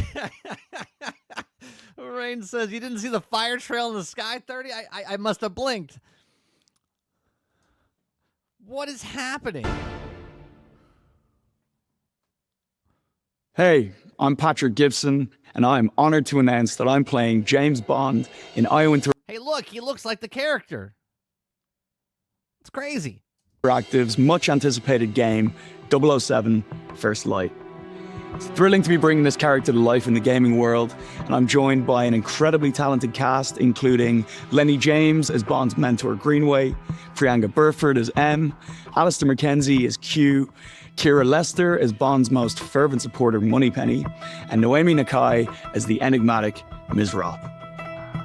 Bond's world is all about what's seen and what's hidden beneath the surface. You've just watched an extended Mr. Luke says, no way, a Scotchman? mission playthrough. No commentary, just the raw experience. We hope you liked it just as much as we loved crafting it for you. But here's the thing. Here's the thing. If this was Hitman, I'd be okay with it because it's not an IP like Bond. Bond does crazy things. I get it. Okay, but at the same time, that stuff, some of the stuff in that gameplay, man, that wasn't good. There's more than what meets the eye. In this next Irish, not Scottish, Luke says even worse. Section, we'll guide you through how it all works. The tools, systems, and choices that shape the gameplay in 007 First Light. Let's take a closer look. Welcome to the world of James Bond in 007 First Light, where infiltration and espionage are just two of many spycraft skills. In this I think luck is really the biggest skill. mission, our unseasoned but highly trained Bond must track an assassin through a sophisticated Kensington gala. You'll want to blend in with the crowd while scouting for tactical options. Creating a mental map of available pathways without giving yourself away. Go to the security room. It's first floor, east wing. Staff offices. Got it. Bond must gain access to the upper floors, but some areas I mean, just scale the wall. No one's going to see you. No one looks up. are off limits. even for those with a stolen ticket. Sorry, sir. Can't let you through. Just looking for the bathroom. Just punch him in the face and move on. Other side of the bar. Dialogue from other characters can offer clues to the mission's progression. Listening in on conversations is a useful intelligence tactic, potentially revealing opportunities for an easy breach. If he doesn't make an appearance in the next 10 minutes, he can watch from down here. Yeah, do that. Rob Minkley, Crux Magazine. And you are? Rob Minkley. Sorry for the wait. About time, Mr. Minkley. Well, Miss gave up on you. Right then, go grab your camera. You don't blend in wearing a motorcycle jacket and pushing through the crowd like a bouncer. Yeah. And I'll take you past security. Photography can be such a negative experience. Don't recognize him. First Light provides multiple pathways for achieving Bond's objective. Is this model and this model the same?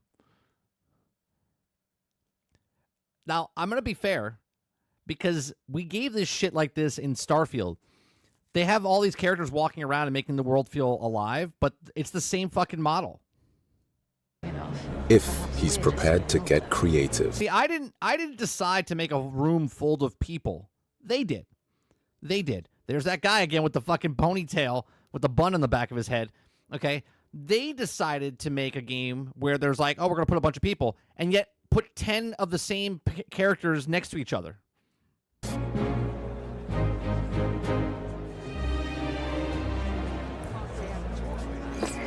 What?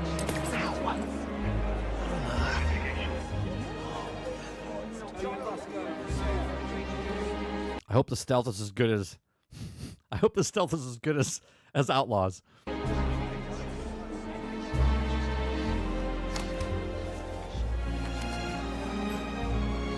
I'm sorry. Did you just pick up a giant camera and put it in your pocket? Okay. All right. Disbelief. It's a video game. I got it. I understand you're putting 1,000 things inside a video game again. Fantasy and all this other stuff.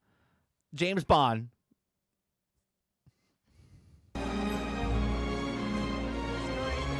All set. Follow me. Bond's gamble has paid off. Where did you get that camera from? From my pocket? The balcony should give you an excellent view of the stage. Sorry, miss, but this man can't go upstairs. Relax, fellas. He's with me. You say so. I read your articles in Crux Magazine on rogue AI and cognitive warfare. Hopefully this is a good time to drop in. You won't... Why did that open? Rogue AI and cognitive warfare. Why did that open? Hopefully this is a good time to drop in. You won't always receive the red carpet treatment. So sometimes, you might have to take the initiative. In these highly volatile stealth situations, it pays to choose caution over direct confrontation, as everyone can be a valuable source of information. Saunders, I'll be needing that key card. Watch it. What? Wait a minute. He hurt. Why, first of all, would James say it out loud to himself? Obviously, I know it's a game, right? But he said it out loud. Now, obviously, the guy didn't hear him jump down from the ceiling and go, ugh. But he hears him say, I've got to get that key card.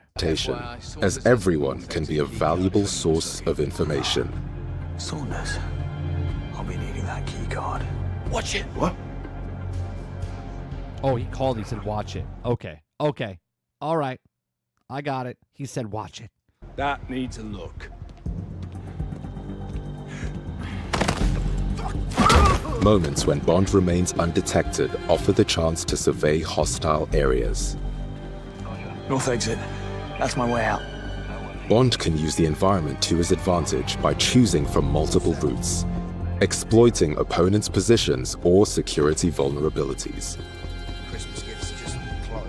Depending on the situation and the odds, Bond can always go with a quick and blunt strategy.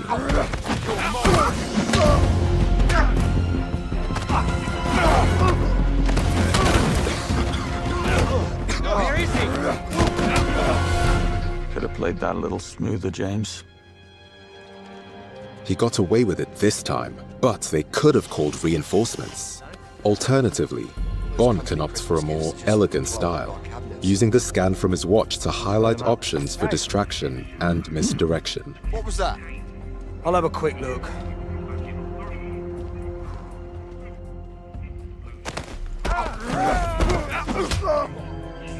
Uh-huh. What's wrong with you?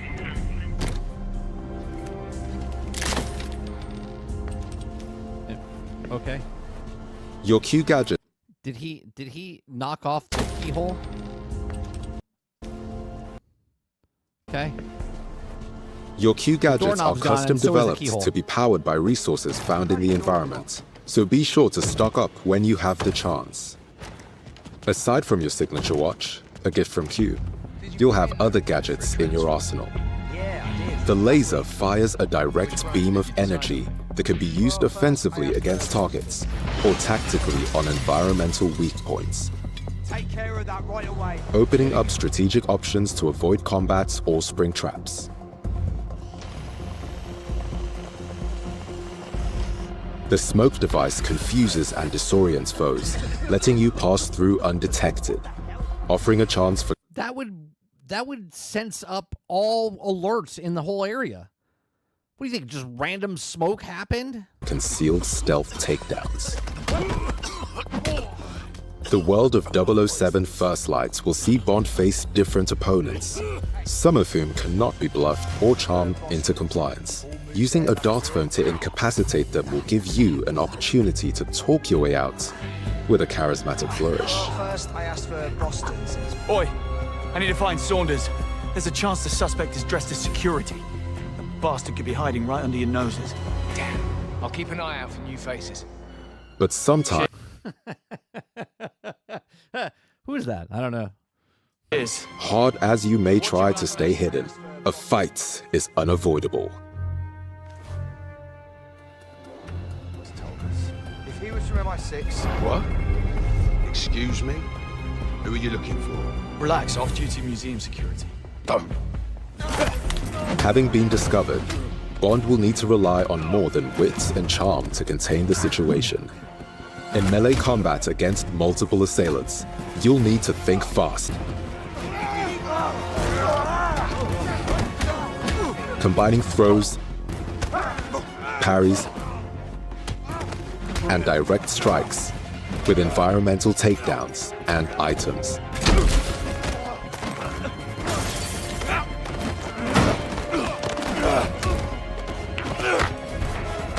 Like this stuff I'm okay with. Like the fighting combat and stuff like that.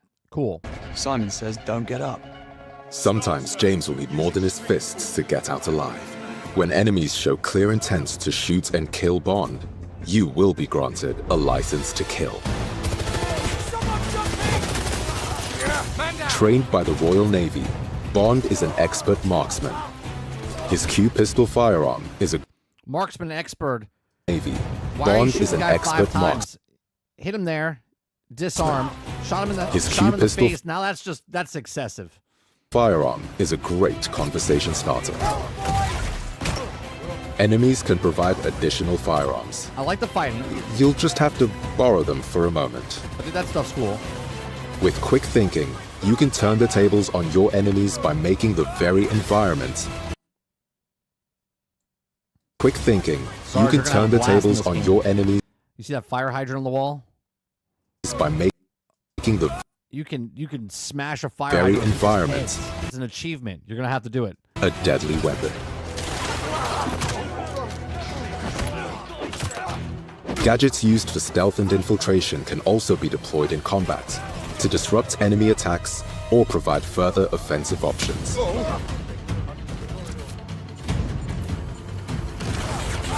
Allowing you to fight fire with fire or distract to make your Here's my problem, I think. Right? My problem with this is when you watch a movie of James Bond, he does some stuff in the movies and you're like, "Oh, but most of it you're like it's plausible" type of stuff, right? A lot of the stuff that you're watching now, especially with the live action films of the way they do like the Fast and Furious and stuff, they feel like they have to like up the next thing.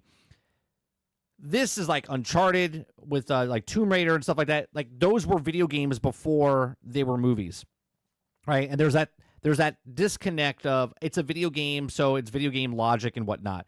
This is a book turned into films and now turned into a video game. And there's been other Bond games, don't get me wrong, okay? But when you're taking a Bond character and putting him in a game like this, you're just gamifying Bond. You're taking that Uncharted, and instead of making a James Bond game, you're making an Uncharted game or a Hitman game or a Tomb Raider game into James Bond. And I think that is the problem that I'm having with this, where it's, and I see it, I'm not shitting on the game completely.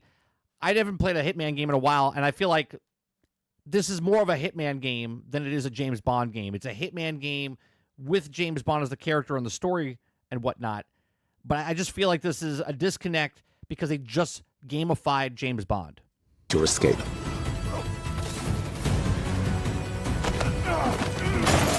Adversaries come equipped with different levels of armor, requiring either greater ballistic might or tactical improvisation.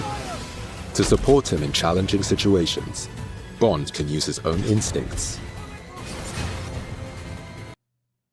See, now, Salty, you're saying they're after that John Wick license. If you do John Wick, I have no problem with that because that's the way John Wick is established. Like, all the stuff that you see in the movies, you're like, holy shit, it's pushing. That's not what James Bond is. Do you know what I mean? This mode will help you focus on your most difficult targets. Whether human or environmental, Bond must be fast, cunning, and uncompromising to prevail in the world of 007 First Light.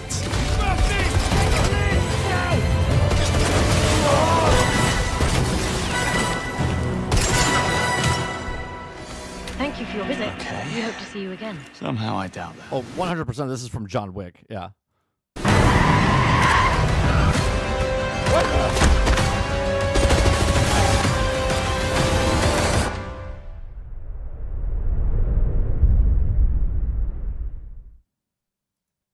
$24 early access. 4 exclusive outfits. Is this an advantage in the game? Like, do I get to walk around as a ship captain and it gets me through the doors faster or something?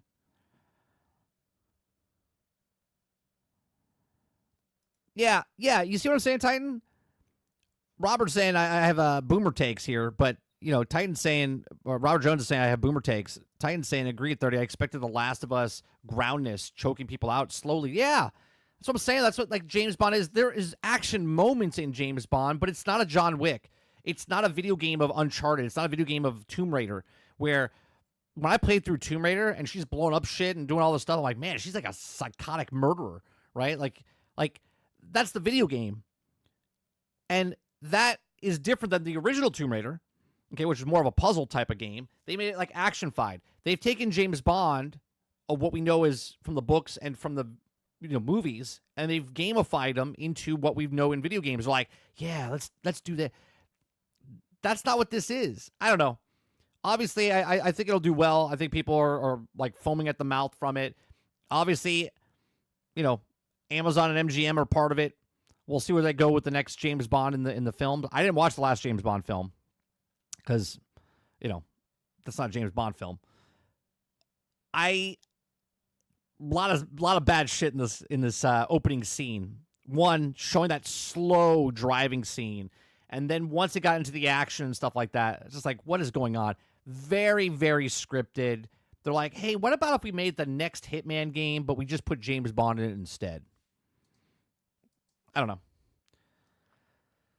I guess not for me, huh? Not for me.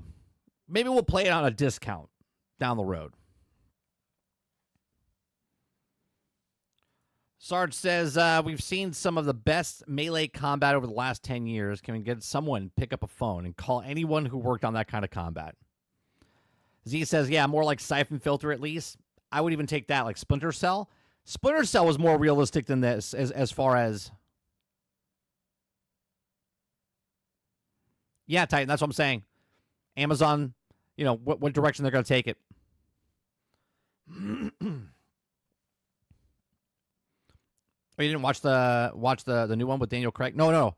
I've seen Daniel Craig, Casino Royale. I've seen Quantum Solstice. I've seen all of them except the last one. The last movie. Not the last Bond. The last movie that he was in.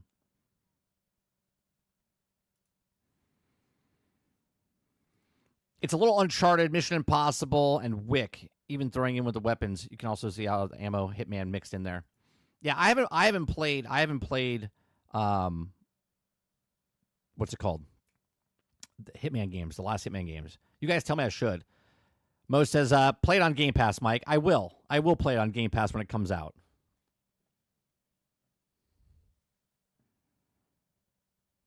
And maybe when I play it, I'll be like, you know what? It's a fun, good game. Good, fun game. Still not Bond. Sarge says, so you think that there are James Bond fans who saw the last movie, didn't do well, and you mark this game to those people? Does anyone believe in a popular sales game? I don't think this is going to be a popular sale. I think it'll sell like 1.1 million, 1.5 million. It's worth seeing. Just skip the stupid ending. Where should I end the movie? If I have to skip the ending, where should I end the movie? What's a good point to stop watching the movie, Z?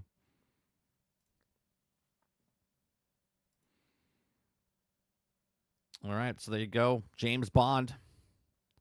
Fantastic. Or is it?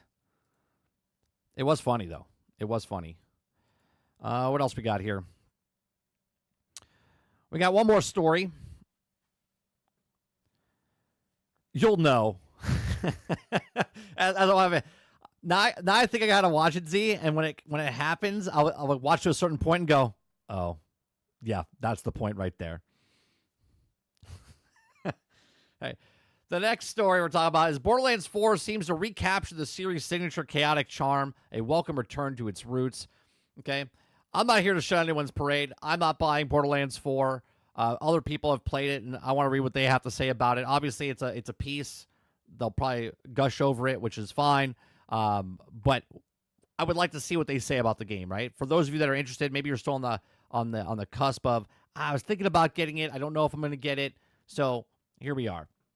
It says, we've been following the development of Borderlands since the series was revealed in a realistic-looking looter shooter in the Game Informer almost 20 years later.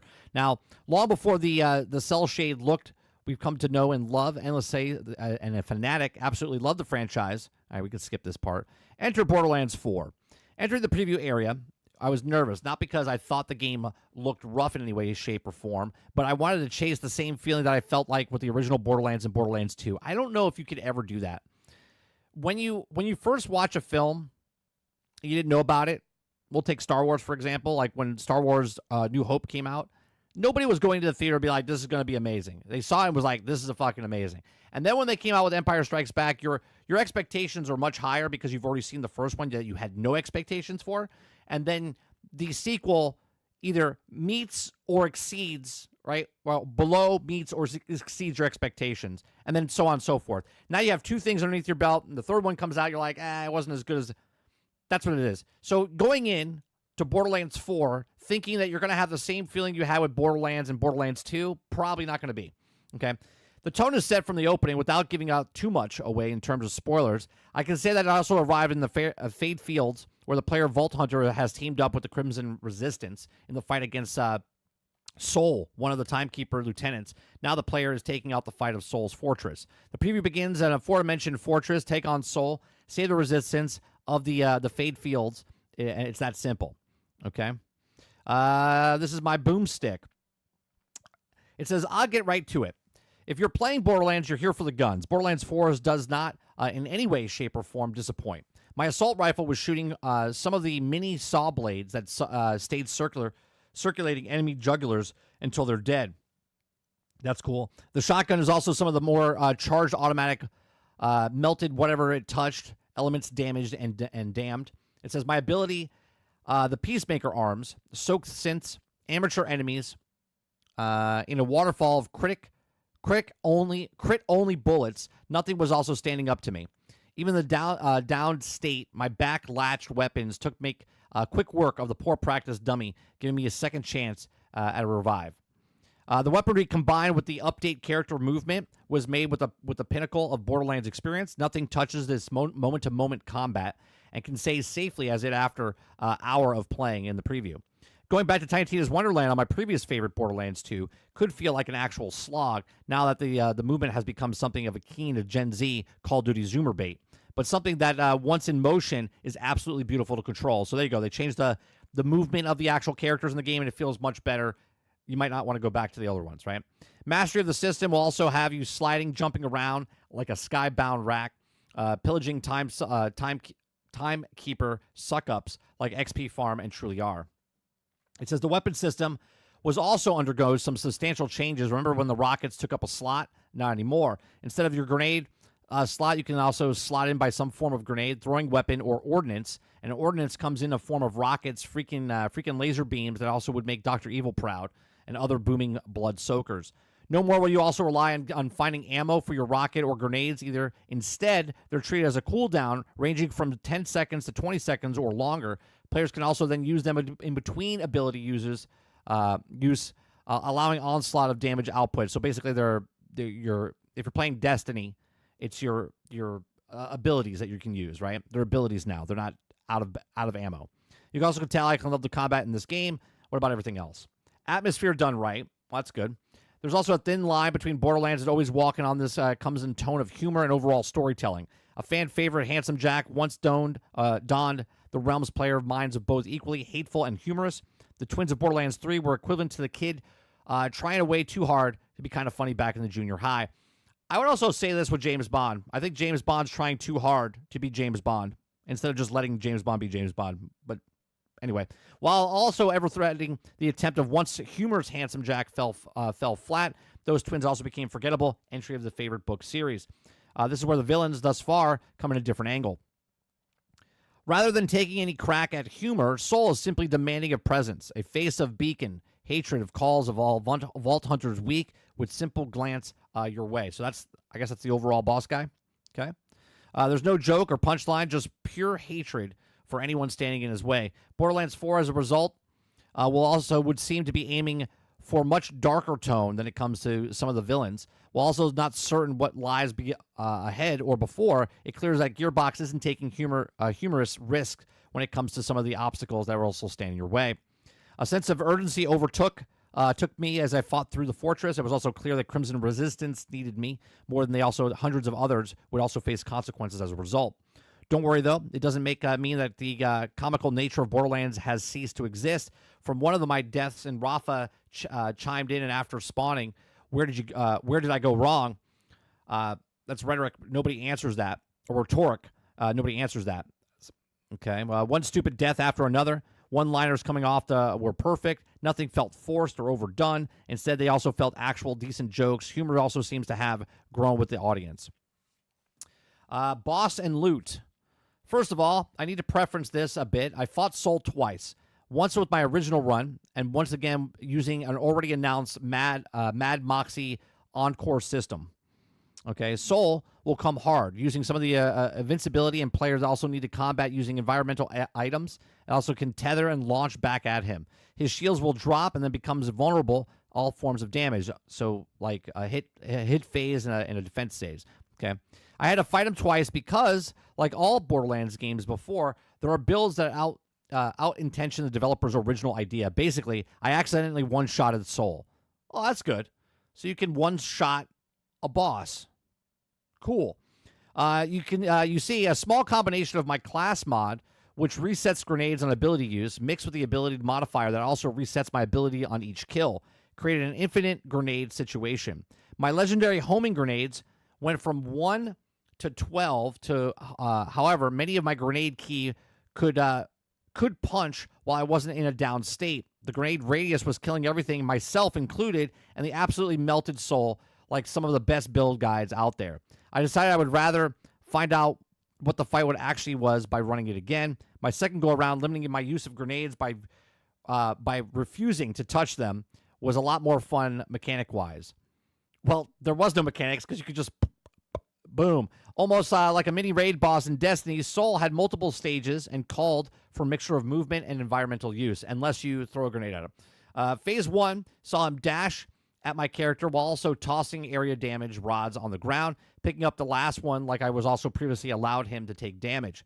The second phase saw similar attacks, but now mixed with the electrical storm that also had a dodge by finding the electrical free zones in the area. Neglecting the move would also be near instant death. His attacks also killed his own men, meaning second win was a no-go. Culmination of everything followed, and once mastered, so did the loot. So that's nice. Okay, so you do get drops like the past. You see, Borderlands, the game of colors. Seeing purple and even orange will send you in a beeline, no matter what else is happening around you. While legendaries are supposedly far rarer compared to the previous entries, I mean, I managed to get one to drop that I see my adrenaline spiking harder than the best claptrap joke ever. It says it ended up being for a different freaking class. That was it. So let's see. Excitable Technomancer. So you're still getting drops for things that you don't even use. Cool. Ended up being a different freaking class. Given that I also see so far, I'm not too worried. I think it also could live up with the disappointing loot drops if that also seems to be returned to the looter shooter king. So there you go.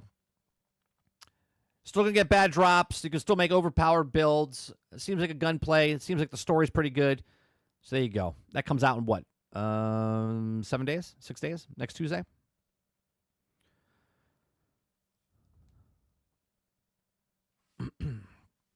Most says it might be a few months, but it'll be on Game Pass. Always comes to Game Pass. Sarge says recapturing what? We haven't seen any of the game yet. They showed some stuff. Waterbear says, I can't wait to get Borderlands 4. You think the ice cream parlor will let me have the PTO and play at 30? You're not getting it. Stop it. Eclipse says, if you're a real fan, you'll just give Randy $200. Mo says, would it have been perfect if it put pause after Soul and can come hard? Just saying, would have been funny. Argus says, most games will in fact come to Game Pass, especially full price games. At a higher price is less people that didn't buy the original and will ever buy it, even on sale. So perfect to put on Game Pass. Get more players to come to Game Pass. Paycheck. Brain says that they didn't even learn anything from Diablo 3, huh? Nope. Next Friday, 30. Is it next Friday? I thought it was the 10th, isn't it? Isn't today the 4th? I guess it would be Thursday, Friday. Yeah, okay. 5th, 6th. 6th is 6th. Oh, it'd be the 12th. Right? The 12th? Is that right? The 12th, yes. Okay. So there's Borderlands. I'm not excited about that either. Maybe I'm just dead inside.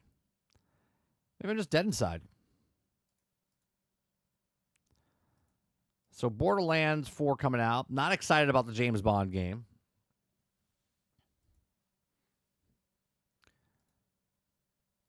Well, let's see what else is happening real fast. Anything else? Don't forget tonight, GXG. Go over other stories with Sarge. Get his opinion on stuff. I'm looking at, let's see, we've received reports of a user having issues attempting to launch cloud gaming sessions through Xbox.com. We're working on the issue now. So Xbox, something was down. Oh, we could talk about this. Yeah, let's watch this. There was the new season's coming out for Marvel Rivals. So let's watch. Where's the story? Yeah, it's this one, right?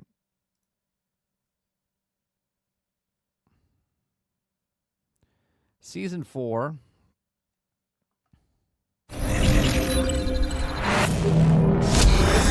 Cool. It was a cool trailer. Why won't it go? Hold on a second. I don't know why it's not going full screen. There we go.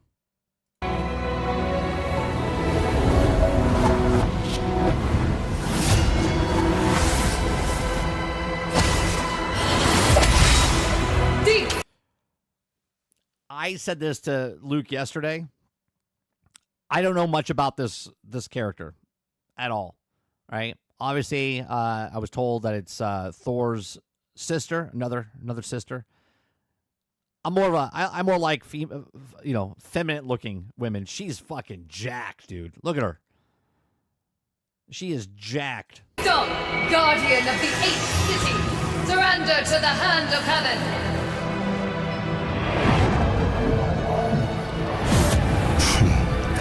The devil Daredevil looks cool. doesn't kneel before false angels. So be it.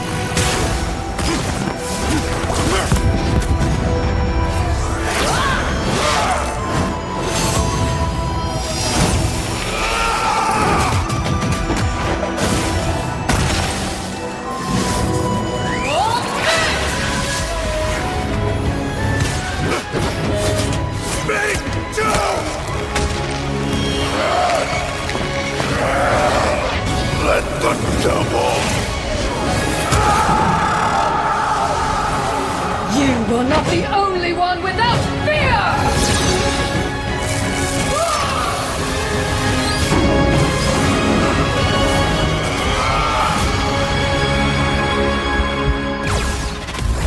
They say they're both duelists, and everyone's complaining that they're all duelists. They're like duelists, but Mr. Luke said something yesterday. He said, I think they're more of a swing, sort of like Mr. Fantastic, where he's a tank / duelist. You know what I mean? Like they sway both ways. So I don't know. I think they should both be tanks, right?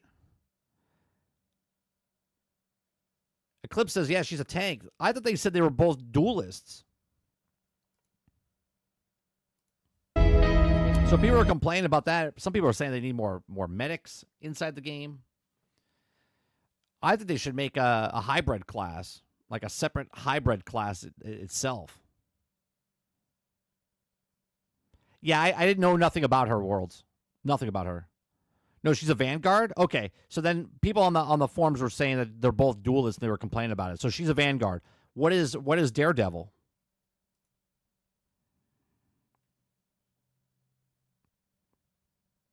Is Daredevil a tank? Are they both Vanguards? Or is he a duelist?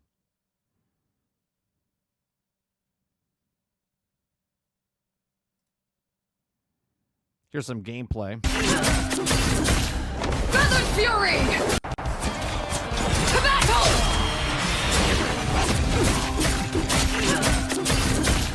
Feathered Fury!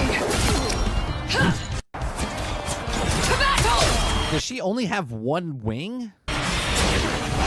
Oh, she's like been through hell.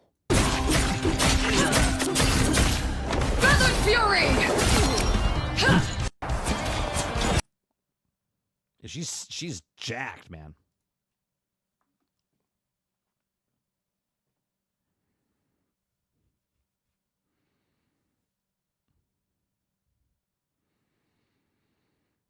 She can fly and dive.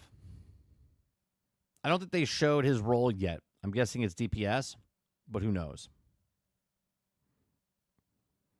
Yeah, I'll check them out as they come out.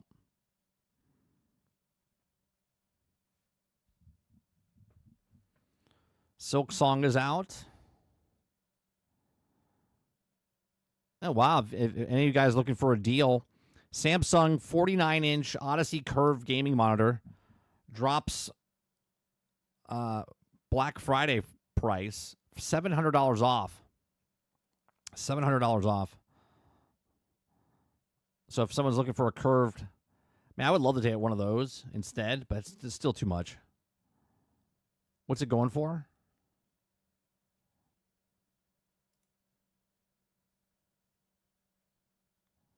Still $900. Yeah, no. Yeah, no. Can't do $900 monitor.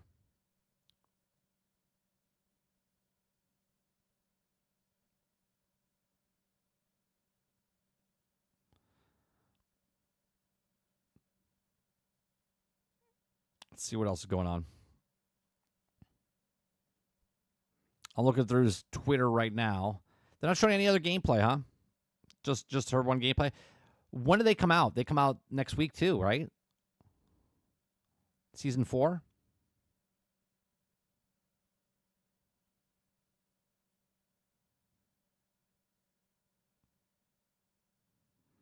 Oh, what's this? Mind's Eye, messy launch. Shenanigans, IO Interactive hesitates to play publisher for more games in the future. This remains to be seen. Well, that's a news story we'll have to talk about tonight, maybe.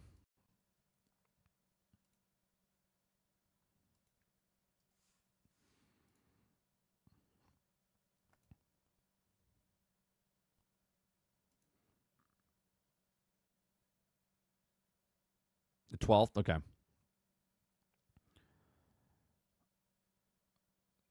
Let's see. Angela's time to shine before time. Yeah, so they show some of her gameplay. So I guess tomorrow they'll drop Daredevil. I didn't know Silk Song was coming out today.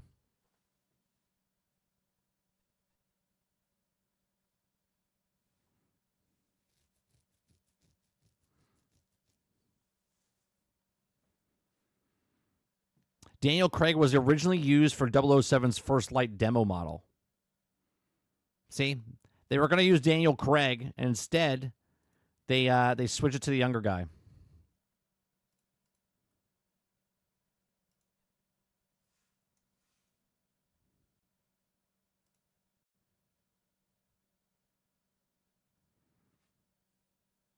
It's on Game Pass? Oh, Silk Song? I never played the first one.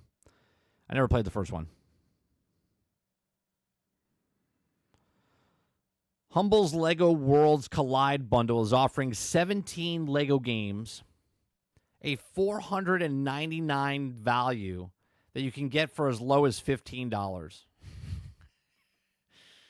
Stock up on $499 worth of Lego games for $15 with Humble Lego Worlds Collide bundle. You get finally paying $15 or more nets you all 17 games which are listed below. Lego Star Wars: A Skywalker Saga Deluxe Edition, Lego Marvel Spider-Man or Super Heroes 2 Deluxe Edition, Lego's DC Supervillains Deluxe Edition, Lego Batman 3 Beyond Gotham Premium Edition, Lego Star Wars: The Force Awakens Deluxe Edition, Lego Jurassic World, Lego Worlds, Lego Disney Pixar Incredibles, Lego Movies 2 video game, Lego Marvel's Avengers Deluxe Edition, Lego Ninjago movie video game, Lego The Lord of the Rings, Lego Batman 2 DC Superheroes, Lego Batman the video game, Lego The Hobbit, Lego Marvel Heroes, and Lego movie video game. All of those, $15.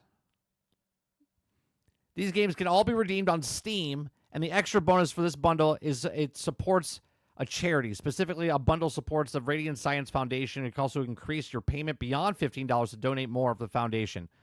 This bundle is set to run for another 20 days, so you have plenty of time to grab it. 15 games.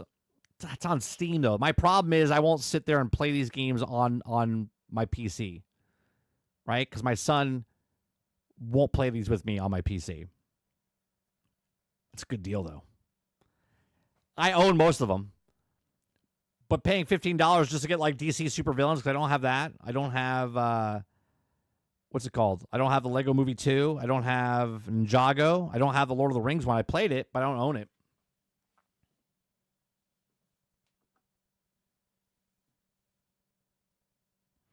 Waterbear says, you'll get tired of playing Lego games, but hey, it's a shit ton. $15, man.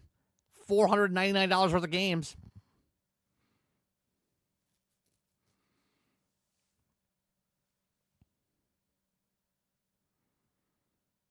Mo says didn't beat the first one, Waterbear, but I'm going to play the second one, see if it's also beat but it's also never compares to Ori for me.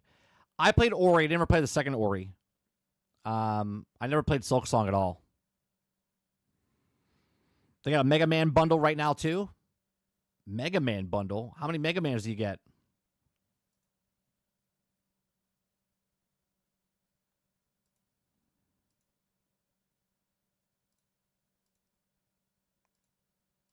All right.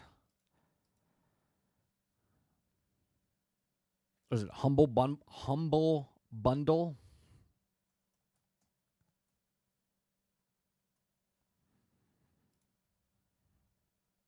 Like 30? Jesus. World Collides, Indies likes. Oh, here it is. Ace Attorney and Mega Man. That's the one you're talking about?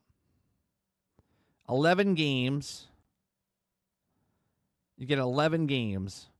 Mega Man Legacy Collection, Mega Man 10 Legacy Collection, Great Ace Attorney Chronicles, Phoenix Wright, Ace Attorney Trilogy, Mega Man Battle Network, and Legacy Collection Volume 1, and more.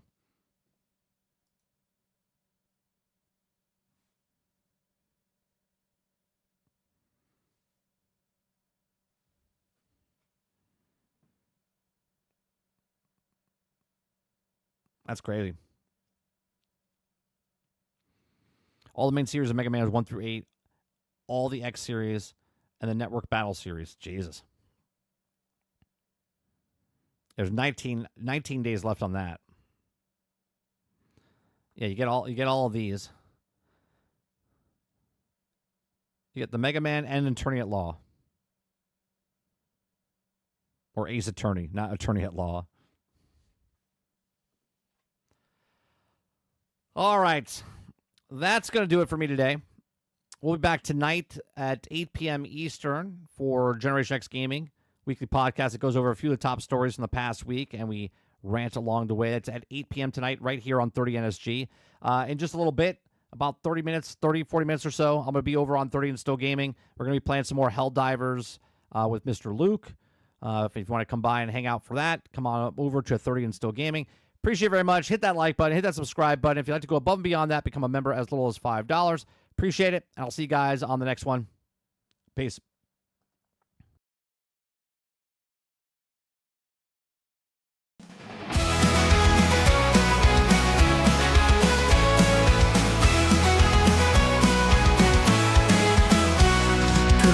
Sunshine, rise and shine. The daily grind is here on time with gaming news and fun galore. We'll chat and entertain once more. The coffee's hot, the mic is on. Jump in the chat, let's have some fun. From pixels small to stories grand, we bring the magic to your hand. We're nitty tuned in daily, don't you miss entertainment wrapped in bliss. From new releases, tips and tricks, the daily grind, your morning fix. Controller ready, headset too, we've got the updates just for you. From late night streams to morning plays, we cover gaming all the ways. Controller ready, headset too, we've got the updates just for you. From late night streams to morning plays, we cover gaming all the ways. Laughs and news, our winning blend, the show with you, our dearest friend. Comments rolling, chats alive, the daily grind, 5-star vibe. Tune in daily, don't you miss entertainment wrapped in bliss. From new releases, tips and tricks, the daily grind, your morning fix.